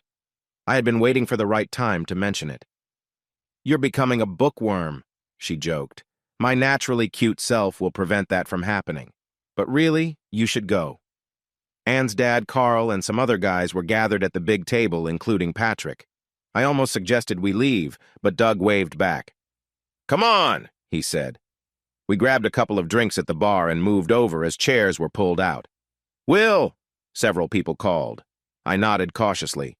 It was typical bar chatter, talking about traffic near Monmouth Park, the Pirates' chances, and politics. I noticed Doug's excitement as he jumped into the conversation. During a quiet moment, Carl looked in my direction. "You know, my girl has run off again." I wasn't sure if he was speaking to me, but it seemed like it. "No, I didn't. Jimmy Rutledge from Mount Pleasant. I don't know him. He was a banker. He got a job in Chicago and took Anne with him instead of his wife." Carl looked tired. "You try to raise them right," he said with a sigh. "But in the end, they make their own choices." I could tell he was really upset. He sighed and emptied his glass. "Pete!" he shouted. "Another round?" He gestured toward me, too. I glanced at Patrick. He didn't meet my eyes, but he wasn't glaring at me like before. Now, I could see sadness in his eyes. 19 years is a long time to carry such feelings. That summer turned out to be one I would remember fondly. Work settled down. I ended up on a new project team with a good manager. My home felt lively. I started reconnecting with friends outside of family. Madison and I found a good balance between spending time together and having our own lives without even trying. I was having fun on a regular basis because she enjoyed being close. I even liked revisiting old knowledge while helping her study for her GED. We went out often. Madison loved exploring shops and art galleries not to buy, just to look, and outdoor eateries where she enjoyed watching people and imagining stories about them. That girl is actually an international spy who has come here to create a cover story before being sent to Ukraine because her parents are from there and taught her Russian when she was young. Since she was talking about Ashley Frey, who was born in the same hospital as most of her family, I just smiled and nodded. I liked being outside, and I discovered that Madison wasn't just a city girl. That summer was one of the hottest ever recorded. Yet we spent weekends hiking along cool forest trails, me carrying a backpack filled with a picnic, and her with a light blanket to use as a makeshift table. The first time it happened, it caught me completely off guard. We were resting by a fallen tree during our hike. She was lying with her head on my lap, and I was absent-mindedly running my fingers through her hair, enjoying the quiet. Suddenly, she sat up and turned to face me, a determined look in her eyes. Without saying a word, she leaned forward, her face close to mine. The moment was unexpected, and I froze for a second before gently placing a hand on her shoulder. "Are you okay?" I asked softly, breaking the silence. She smiled, a little shyly but with a hint of mischief, and took my hand. I want to be close to you," she said. I nodded, not entirely sure what to say, but understanding her intentions. We stayed there for a while, sitting together quietly. She leaned back into me, and I wrapped my arms around her, holding her close as the sound of the nearby stream filled the air. After a while, she shifted, resting her head against my chest. "Thank you," she murmured, her voice barely audible. "For what?" I asked. "For just being here," she said simply. I smiled and gave her a reassuring squeeze. "Always?" The moment passed naturally, and we both eventually stood up to continue our hike. The connection we shared during those quiet moments stayed with us, deepening the bond we already had. It was a memory I would hold onto a time of understanding, closeness, and mutual respect. She dropped onto her forearms and lowered her head. Together we moved with the same rhythm. "Go ahead," she whispered, encouraging me not to wait. I didn't hold back. With a loud cry, I felt a rush of feelings as our connection deepened. I leaned forward, hugging her tightly and enjoying the cool air on my back while I felt her warmth against me. I placed gentle kisses on her neck and shoulders. When we settled down, she traced a finger along my side, teasingly. "In about half an hour," she said. "We'll be glad there's a brook nearby." Seeing her flushed face and feeling the warmth on mine, I laughed in agreement. This was not the only time we found ourselves in such secluded spots. Madison sometimes looked at me with a playful grin and responded to my "where to" with "let's hike to our special place." She added a towel to her pack. Later that summer, she passed her GED tests. One of the first things she did was email a picture of the certificate to her mother, almost as if to say, "Look what I did." "Are you talking to her?" I asked. "She emails me, trying to get me to come home or ask for my number to bother me more. I ignore her, so no." I understand why. As summer turned to fall, many of her friends left for college, while some returned to high school routines. She began spending more time at home. On the rare occasions I went to Poor Peter's for a drink, she never complained but looked a little anxious when I got back. "I wish I could join you," she said. "So do I. Would you prefer I stayed home?" "No, it's just now and then." She kept busy at the stable, sometimes staying to share dinner with Carrie. I was glad about that. No matter her feelings towards her mother and I agreed with her, she needed that connection in her life. I adjusted my outings to match her time away. "Madison, what about college?" I asked one evening. "I just finished the GED," she replied. "That was a while back. It's time to think about what's next. Will you take the SATs now so you can apply for next year?" "I already took them, but I don't want to think about it now. Maybe in a couple of years." "Were your scores good?" "Yes." I wasn't surprised. She was smart. "The county isn't far if you want to take that route for a couple of years." "Not now." Her voice grew tense. I started to mention application deadlines, but decided to hold back. She had a determined look on her face that I recognized well. A month later, I brought it up again. "Why are you bothering me about this?" "I'm not bothering you, but you once said you planned to go to Santa Clara." "That was only because my best friend was going there. That was a while ago." "And where is that best friend now?" Her expression changed, and she decided to go to another room. Carrie hosted 2 holiday parties at the stable each year. The first was for customers. She called it boring. The second was for staff, former staff, and their friends. Most of her younger employees called that party amazing. Her recipe was simple. First, almost every police officer in town had either worked there as a teenager or had been told by the police chief, a former stable worker himself, to go set a speed trap somewhere else. Since Carrie stayed sober and kept a close eye on everyone, making sure nobody drove, it all worked out. Second, the food was plentiful, loaded with just enough salt, grease, and sugar to make it irresistible. Plus, there was loud music with a DJ keeping it lively. The indoor riding hall became a dance floor when the removable flooring was laid down and the rafters were decorated with bright lights. Third, there were lots of cozy spots filled with hay or piles of burlap. More than one couple chose to celebrate quietly, while still being aware of Carrie's watchful gaze, which did not allow for careless behavior but seemed to overlook sensible choices. The only rule was, no drugs or you're banned for life after I call the police. This had happened a few times in the early years before everyone realized she was serious. Even though I was a former employee, I hadn't attended in 10 years. Now I found it funny that I was Madison's guest instead of her being mine. I stood at the edge of the crowd, watching her with her friends who had just returned from college.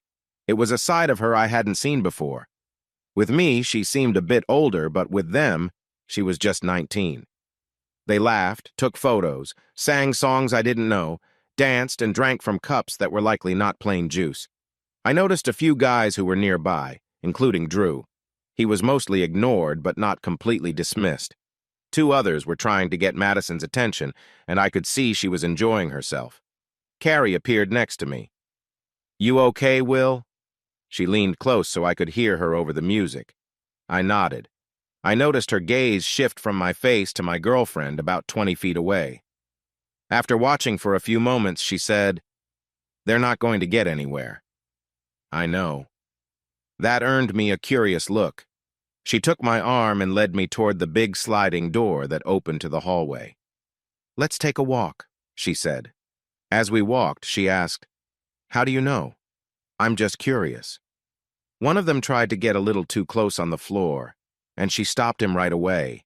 I recognized that look on her face. It's a clear, "I'm not talking about this stubbornness I've seen before." We both laughed. "Besides, I think she's too honest.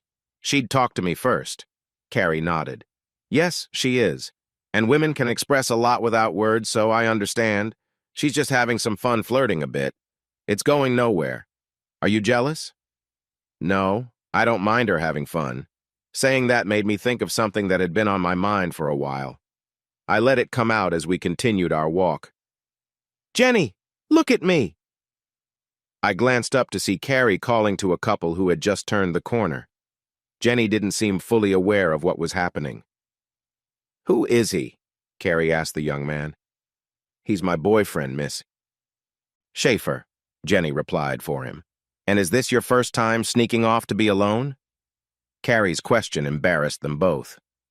No," Jenny said, her face bright red. Carrie looked closely at her, clearly checking if she was lying. Then she nodded and turned back to me, taking my arm as we walked away, leaving behind 2 shocked and relieved people. As my thoughtful mood lingered, she stopped me. "Want to talk about it?" She guided me to a bench where she could see who was coming and going from the doorway. "She's enjoying herself in there. I thought you weren't jealous." "I'm not." I shook my head, trying to put my scattered thoughts into words. "She loves sneaking drinks while listening to loud music, even if she'll probably regret it in the morning. She's dancing wildly with the guys, but I think she loves it even more when she's with her girlfriends.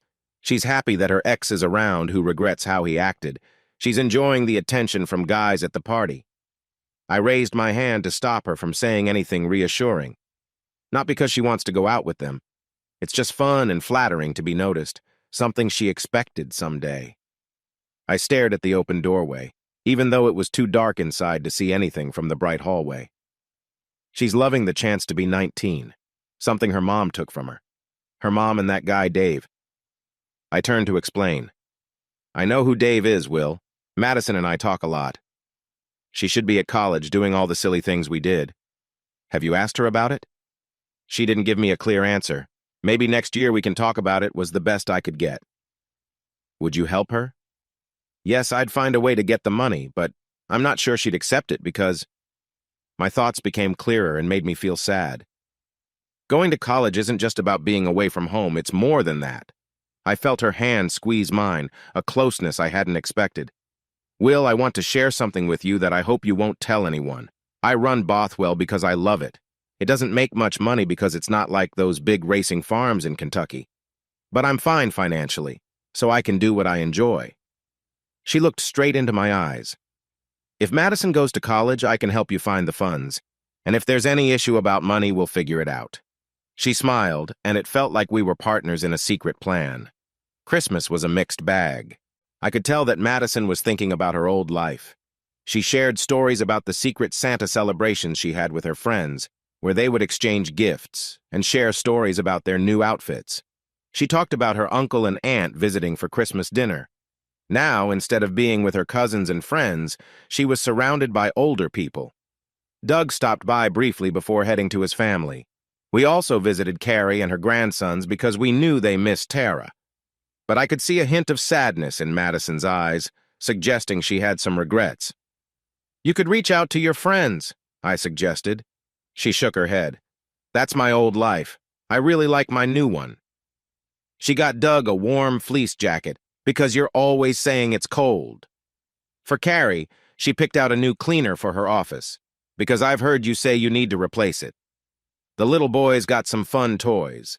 I received a complete set of Schitt's Creek on DVD with a card that said, "At least update your taste in shows."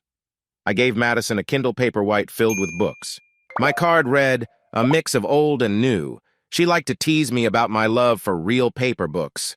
I would joke back, "At least it's better than rewatching New Girl." I'd even mention a made-up study about how not reading was bad for society. It turned into a playful back and forth, more fun than competitive. She turned on the Kindle and browsed the titles. "I've never heard of any of these," she said. "If you're in the mood for romance, try Random Harvest. For something short, maybe The Wedding of Zion." Many months later, after everything settled down, I received a text from her that said, "So, the kind of guy who looks great in white loafers and a mint green knit shirt. Did DFW meet you? Haha." It felt good to know she had read at least one of the books I'd given her. It was a cold January morning. We had just finished bringing in a load of wood. I felt tense since we woke up, knowing today was important. "I think you should go to college," I said, talking over her objections. "Doug used to be a professor and says he can help you start in the spring. Schools usually have openings after the fall semester." "Will, I kept talking. "Money won't be an issue. There are scholarships and loans, and I can help with what you need." "Will." She looked very determined. "Why don't you want to go?" I hesitated, not wanting to push too hard, even though I knew I had to. I had been telling myself it was better to be tough, because I worried she was trying to hold on to a moment that would only leave her unhappy later. Sure, she had a break from her worries when her mother upset her, but she could take some tests without leaving her comfort. That wasn't the same girl who once talked about her dreams of working for an international company and traveling the world. "Because I like my life," she replied. "I don't want it to change." Exactly, Madison. Can't you see? But she didn't. "You want it to stay the same? What's wrong with it?" I tried to motivate her, wishing I could convince her it was a good idea. I wasn't good at these kinds of talks and felt clumsy. Maybe that was for the best. "You're making minimum wage. Don't say you got a raise. I know that isn't enough," I said as she began to interrupt. "You won't be able to fully support yourself."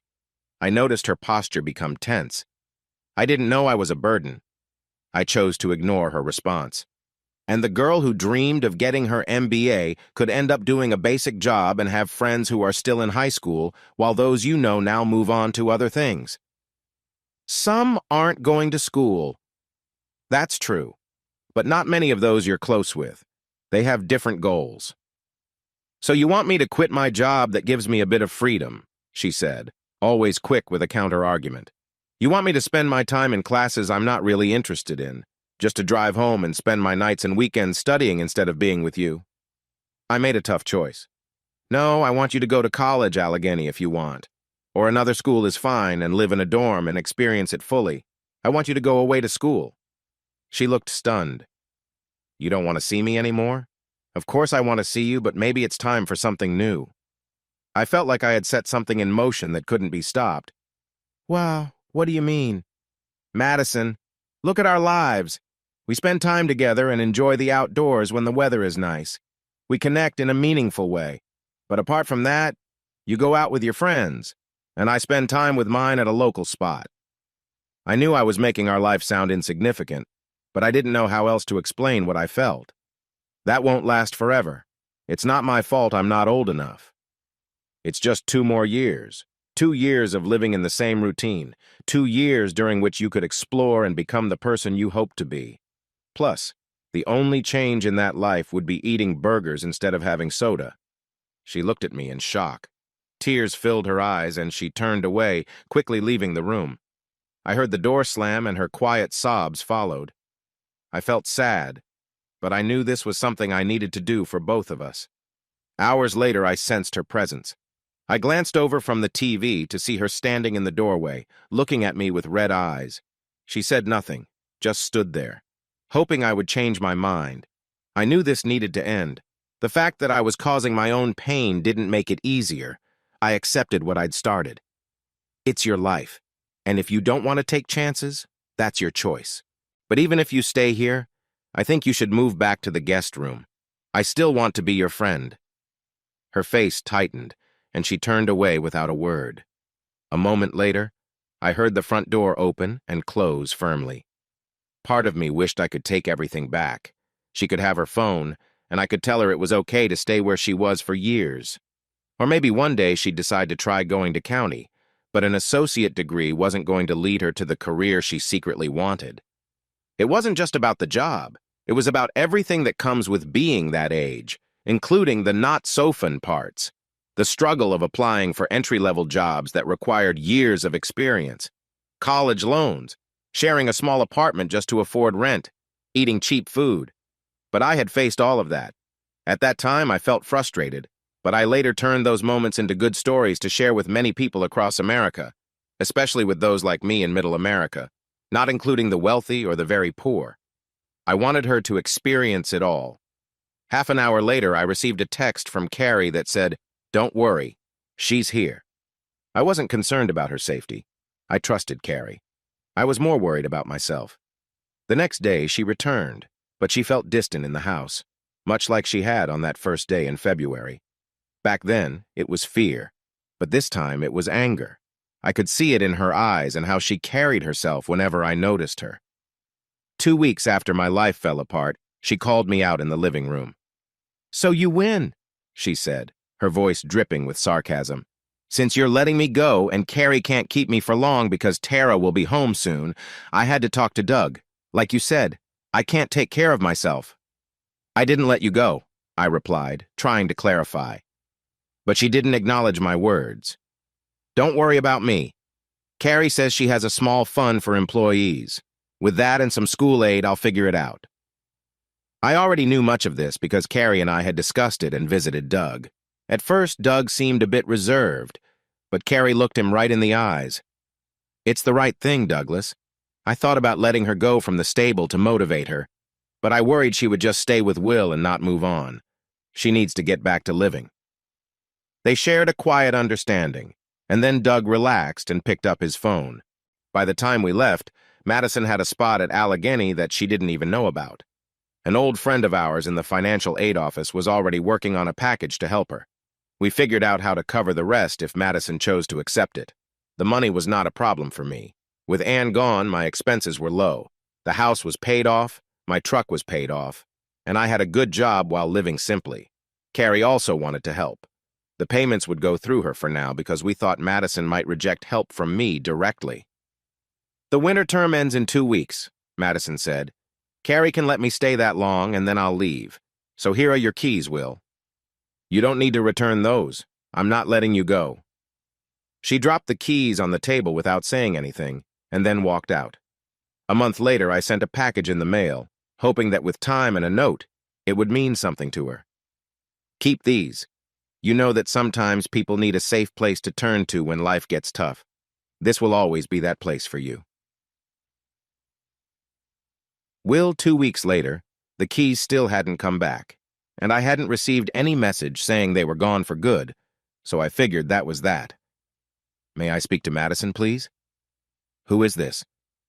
"This is Tammy Strickland, her mother." There was a long pause while I took in this surprise. I hadn't heard from Tammy since her last visit. I guessed that their lawyer had thought better of rushing to conclusions or actions after checking with the police. "She doesn't live here anymore. She's away at college." Tammy went quiet.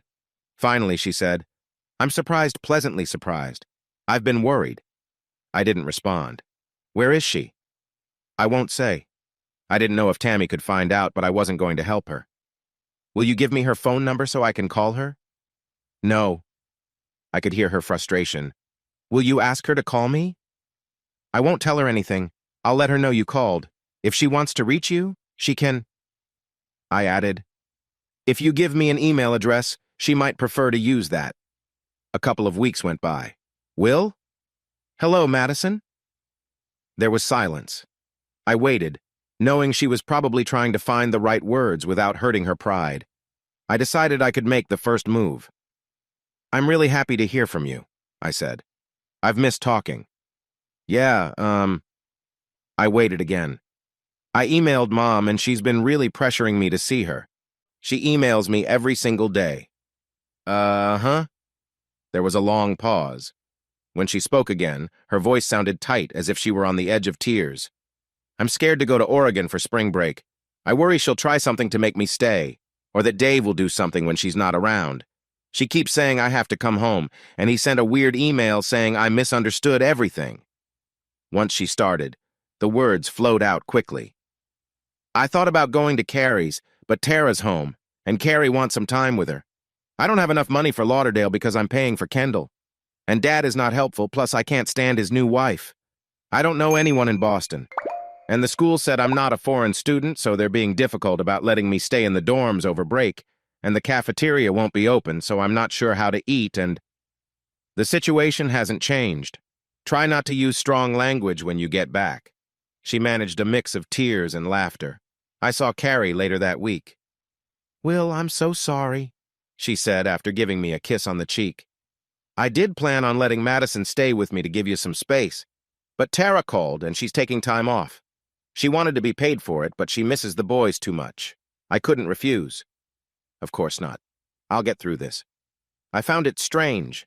Madison still seemed affected by our breakup, yet she looked happy to be in Sailorton. I could imagine she felt relieved not to have to choose between Oregon and being alone at school.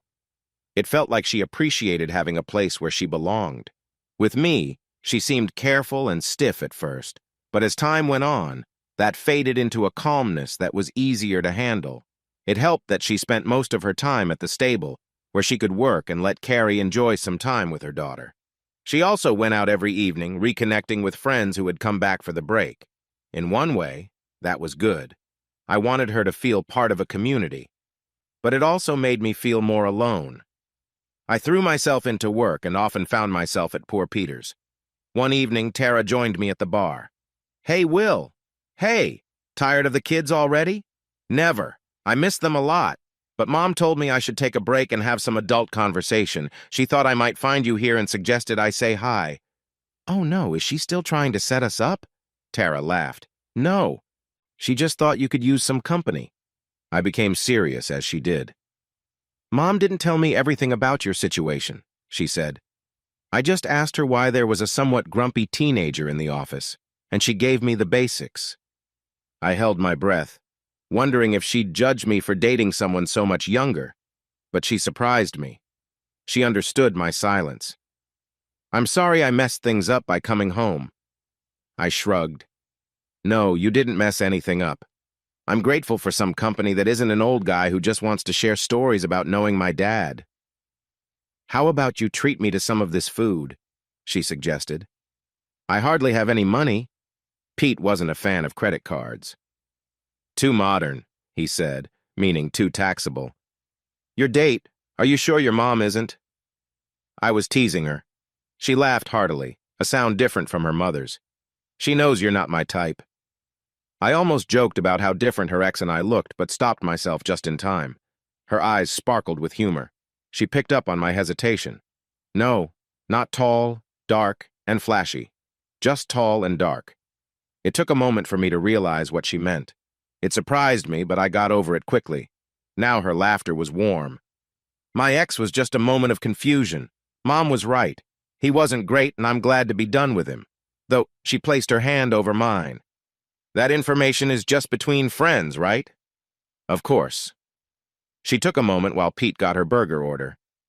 So you've got no chance with me, but if you need a little boost, your friend Tara could give you a tip. I raised my eyebrows and she leaned in closer. Totally wasted on you guys. Trust me, I tried. She sighed. You know, the new vet what? Then I shared the story about Avery. When I finished, she thought for a moment. Doesn't match what I've heard her say. She never mentioned anything about you two dating, but she has talked about you positively a few times and asked if I knew you. Sure enough, after Madison went back to school, I stopped by the stable just to say hi. Avery was there and greeted me with a big smile. Hello, Will. How have you been? What? In early May, there was a birthday party for one of Tara's boys. He really enjoyed it, as did his loud friends. Most of the adults seemed to have a good time. Carrie made sure there was wine and cheese and set aside the porch as a quiet area. For me, it was a mix of upset and anger, only saved from being complete despair by Carrie's help at the end. I felt upset when Madison came in with a young man. This is Joe, she said. He goes to school with me. I hope you don't mind that I brought him Tara. She glanced at me as she spoke. She didn't say, we're a couple, but her body language clearly said it. I was fine being mostly ignored for the afternoon. I actually preferred it. It let me put less effort into acting relaxed. I knew this was coming, but I didn't realize how little time I would have to get used to it. The anger happened when Avery showed up. She greeted me just as warmly as before. I wasn't so clueless that I missed when she touched my arm while asking about her router. Over her shoulder, I caught Doug looking at me with raised eyebrows, surprised. And behind him, I could see Madison just staring. Moments later, she appeared next to us. Hi, Avery. Where's Patrick? What? What? Avery stuttered. Oh, Drew mentioned you two were a couple. Sorry. Avery looked caught off guard. No, we've gone out a couple of times, but I wouldn't say we're a couple. Oh, my mistake. Just me being silly. I thought after so long it was something more. Madison's after so long reminded me of an old memory. I remembered being hurt right after Patrick's comment. You can't hold on to women. Avery must have felt me tense a little under her touch. I hope you're enjoying college, Madison, she said. Nice to meet you, Joe. Let's step outside for a moment. It's warm in here with so many people, Madison said knowingly as she led me out. We're not together, she declared as soon as we were outside. But you see him? I asked. Sometimes. Were you seeing him while you were seeing me, or did that start after? That came after. Look, Will, I made some quick judgments about you based on what others said. I'm sorry for that. By the time I figured it out, you were with Madison, and I didn't think it was wise to try to fix things. But you two are clearly done now, she gestured toward the house. So, I'd like to try to make things right. I thought you were with Patrick. I said sometimes, but I want to see you again. We had good times, and there could be more. She slipped her arm through mine and pulled me closer. Was that something women just do, or do they learn it? Are you with him? I asked without thinking. Her expression changed, and her cheeks flushed with anger. That's not your concern. I took that as a yes, but I couldn't be sure. Maybe my question upset her enough to make her angry. She could get angry quickly. Still, she had always been honest, and I was inclined to think she was seeing him sometimes. I wasn't sure why I had asked. Normally, I didn't care about people's private lives. Maybe I was trying to understand a feeling I had. There was something about how she held my arm that suggested she might agree to come home with me right then. Her expression softened. I'm sorry. I shouldn't have snapped. I don't want to discuss other men, but I understand your worry since I did go out with Patrick right after we broke up. But I didn't cheat on you. I've never cheated on anyone. For a brief moment, the idea of bringing her home was quite appealing. Even if her curves didn't fit what I usually liked, they were enough to distract me from my bad mood. But it was only a moment, because I knew that by morning, I would be looking for a way to separate from her. I wasn't that kind of person. We didn't have a long-term future because I wasn't suited for someone who could judge so quickly. For a moment, I wondered how Patrick was doing with her. He had a lot of rough edges that could clash with her personality. Maybe being growled at was a small price to pay for what he got in return. Then I understood why I had asked that question. I would have guessed her answer was yes when Patrick hit me. He seemed too pleased that Avery had left me. His voice was too loud with excitement. I couldn't remember the exact timeline, but it felt like just a couple of weeks. I believed she never cheated on anyone, but that was a fast change. I think I know why Patrick went after you, but... When she reacted angrily, I raised my hand to calm her down. No, I'm not talking about how you look. I mean that Patrick wanted revenge after I started dating Anne. It was clear he was happy to think he had won you over. The fact that you're attractive just made it even better for him. What I don't understand is you. And no. My hand went up again. I'm not saying he isn't good-looking or fun. Then what? She asked, her voice tight. I'm confused about why you would listen to a guy who has every reason to put me down and not ask for my side of things. That's what I don't get. I didn't mention the part about being with him because we both knew I was thinking it. You could have explained when I interrupted. When you came to me in the stable with your mind already made up? I shook my head and pulled my arm away. Enjoy yourself with Patrick, Avery. I turned and walked into the house. It was hard to believe my mood could get worse after seeing Madison with Joe, but it had. I said goodbye to Tara and looked for her mother. I ran into Madison on the way. Was that on purpose? I asked. Of course. Whatever you and I had. What she's doing isn't right. As I turned to leave, she added, Will, there's something else. That you're dating Joe? I already knew. I'm not coming back to Sailorton for the summer.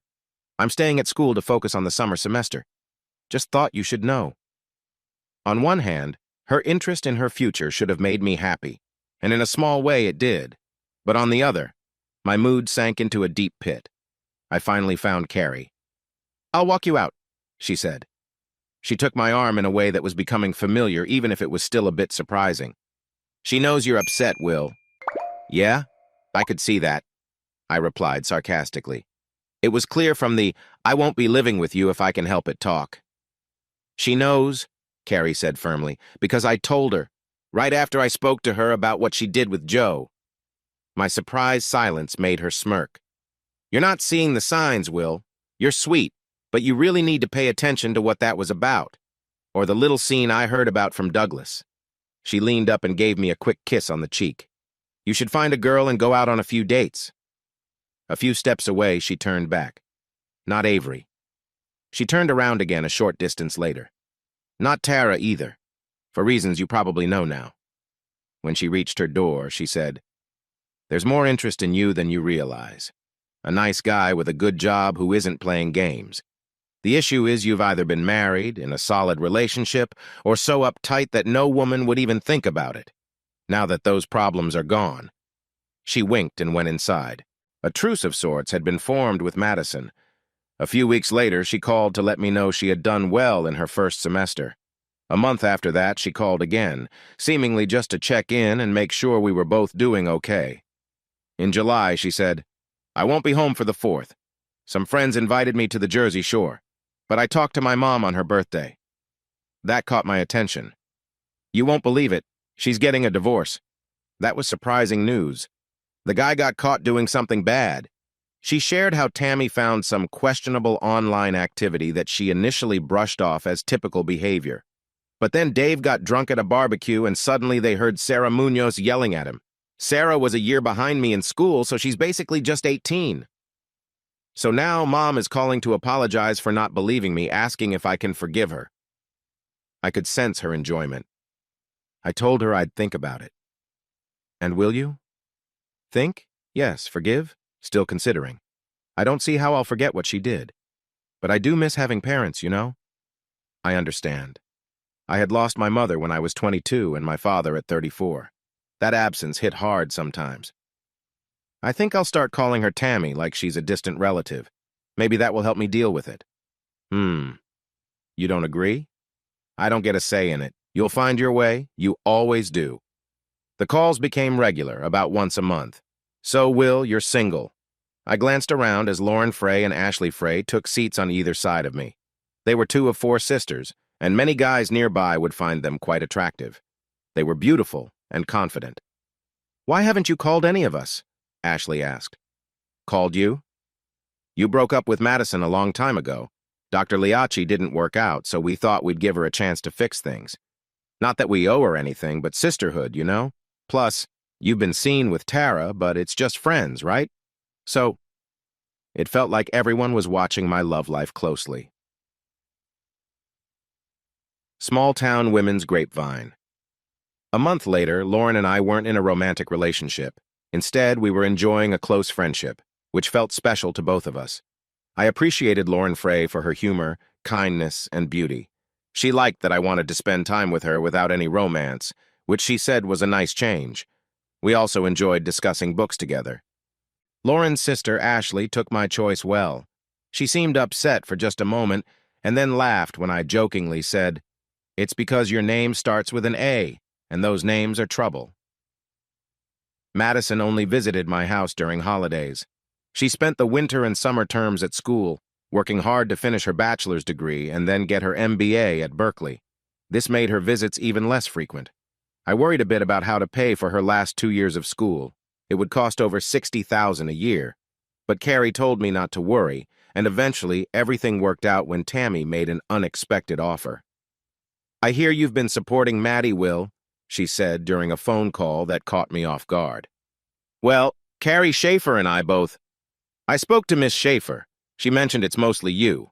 I accidentally told Maddie this, not knowing it was a secret." "Oops." "Anyway," Tammy continued, "I haven't helped her much in recent years, but I have a college fund.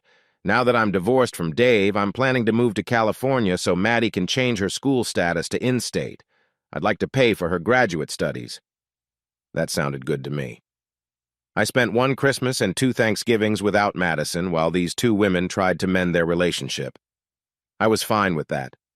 My sadness faded over time, turning into good memories. I still got short visits from Madison now and then, filled with updates about her school and her first job. She rarely talked about her personal life. She didn't bring up any boyfriends around me, though I suspected she was seeing someone. I didn't follow her closely online, but Carrie occasionally mentioned things that hinted at her life.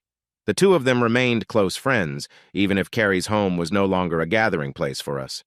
Carrie's house became crowded as Tara agreed to help out at the stable. The place was small, and as the kids grew and Tara moved in with her girlfriend, Carrie would often show up at my door with treats. "Please, Will, I need a break from the chaos." Carrie and Doug became regular visitors. I sometimes thought about them as more than friends, but no, they stayed just good friends. As for Lauren and me, life settled into a comfortable routine. Neither of us acted like famous couples. We were just 2 people who got along really well, both in our time together and apart, without making it something bigger than it was. She never fully moved in with me, hinting that she loved her independence. While she wanted us to be exclusive, we weren't married, and I felt the same way. She helped me shake off my occasional sadness about times gone by and suggested great books that I almost always enjoyed. In return, I kept away the guys who were only after one thing, and introduced her to lesser-known books and translations that I loved discovering. We both enjoyed music, food, and quiet times alone. Still, I knew it wouldn't last. She traveled for work and would eventually meet someone who was everything I was, plus more. It was nice while it lasted, and I felt hopeful that another opportunity would come my way once she moved on. It was something Madison had given me without us realizing it. I heard the key turn in the lock. Madison had called me earlier and said she was passing through town and wanted to visit. "Nothing's changed," I told her when she walked in. "Where's Lauren?" she asked after giving me a quick hug. "We ended things a few months back," I said. "She felt like time was running out, and we knew I wasn't the right person for her, but this lawyer in Chicago might be." "Oh, sorry." She didn't seem too affected. It felt like our lives were drifting apart. "It's okay. We're still friends." "I got a promotion," she said. "I'm now a senior account manager. If I do a great job, they might even talk about me taking over a big account that involves international travel." "Congratulations," I said, happy for her. She sank into the chair across from me like she did when I first met her. "I wanted to visit one last time and tell you this in person." "Last visit? Why last?" I asked, confused. She scrunched up her nose. "Coming here every few months just feels like—" She trailed off, waving her hand as if to say I should understand. But I didn't understand. It felt like a punch to the stomach. She noticed my face. "Do you really want to keep this going?" Why wouldn't I? I replied. Boredom, she said. I didn't get it. You mentioned liking dating someone younger but not having much in common. Remember? I never said those exact words. Maybe not, but that's how I interpreted it. You hinted that once the excitement faded, you might get bored with me. Are you going to deny that? I felt a bit ashamed. Well, she looked at me, expecting an honest answer. I wasn't bored, but I realized I could have been eventually. Your life was just like it should be at that time, hanging out with friends and sharing pictures online. But it wasn't mine anymore. To be honest, that whole online sharing thing was never really for me. I tried to smile, keeping the mood light, even though I felt sad thinking back to those days. I didn't want to feel this way about you, I said. I wished to end things while they were still okay. Even if it made you upset, I wanted you to have your own life. So, I may have exaggerated a little. I figured that out later. That was really clever of you, she replied. Why do you think that? I asked. Because it let me leave angry, which meant I could move on easily. I think if I had stayed with you, I would have felt stuck. There were so many things I wanted to do, even if I forgot about them. If I had stayed, I would have started to resent it. Then it's good we went our separate ways. Yeah, she said, thinking back. College was really fun, especially when I studied abroad. Tammy and I have created a different sort of relationship. It's not perfect mother-daughter, but it's better now that Dave is gone. My dad is still not great, but that's his choice. She shrugged, showing she had accepted the pain. I looked for my real dad, she said out of the blue. Did you find him? I asked. She nodded. I have a name, but I haven't done anything yet. I'm trying to find the courage. I thought about asking Tammy what she thinks, but I feel like she might react strongly. Maybe you should, I suggested.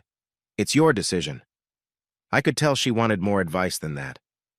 If you'll always wonder if you don't, then go for it. Just be ready for any outcome. She nodded thoughtfully. I don't think it will bother me like it would have in the past. I'm not lost anymore. I have a job I'm really good at, and I've found some things I believe in and want to support. She laughed. Doug and I have a lot in common. I smiled back as she went on. I've lived on my own for a couple of years and realized I'm okay with that. But wow, I was so unaware of how hard it would be. I used to complain to my ex-boyfriend about it all the time until I got a few raises. We shared a smile. Ex? I asked. Yeah. We broke up when I started aiming for a promotion. I knew I would have to move for the job, so I didn't want to wait for that to happen. Where are you going? I'll be in the Pittsburgh area, moving out this way. That's exciting. Where exactly? To 83 Pine Street. What? I'm just particular about how I like my space. Is that okay with you? I suddenly found myself unable to speak. She smiled. Will, I'm not a young girl anymore. I've been on my own for years and can take care of myself. I've seen a bit of the world, and I want to see a lot more if you're willing, then come back to a home where we're the fourth generation to live. I don't like your music, and I don't expect you to like mine, but that's what headphones are for. You've got me hooked on reading real books, and I even laugh at those silly TV shows you watch. I promise I'll watch them with you if you promise to go to art openings with me. And I wasn't being completely honest, she said with a grin, making a small gesture with her fingers. When I asked you about Lauren, I've been paying attention. Carrie and Doug are good at gathering information, and Carrie has talked me out of feeling angry. She got up and moved closer to me. 26 and 43 are very different from 18 and 35, and I never stopped caring for you during those years. Sure, I was upset for a while until I understood and spoke with Carrie. Yes, I dated others. Yes, if I can say it, developed feelings with a few of them. Not to make you feel bad, but to be honest. But no one ever made me feel as valued as you did. There was never anyone who made me feel as safe and appreciated, not even close. She paused and added, When I say I care for you, I mean I've loved you since I was 18, and I plan to keep loving you forever. Her expression turned soft. I just needed to finish growing up before I came back home. She leaned in and kissed me gently. I didn't hold back. I was stunned as feelings I thought were long gone surfaced from deep inside me. She held my chin so I would look at her. This is what I want. The man I've loved for almost a third of my life. Unless you can honestly tell me you don't want me, I'm here to stay. No more visits because I'm not leaving. Are you going to lie again? I didn't. I couldn't. I took her upstairs and let her have the right side of the bed. Hey, everyone. Thanks for watching. Don't forget to subscribe and turn on notifications so you won't miss any of the exciting stories we have coming up. What do you think about the characters in this story? Let us know in the comments. We'd love to hear from you.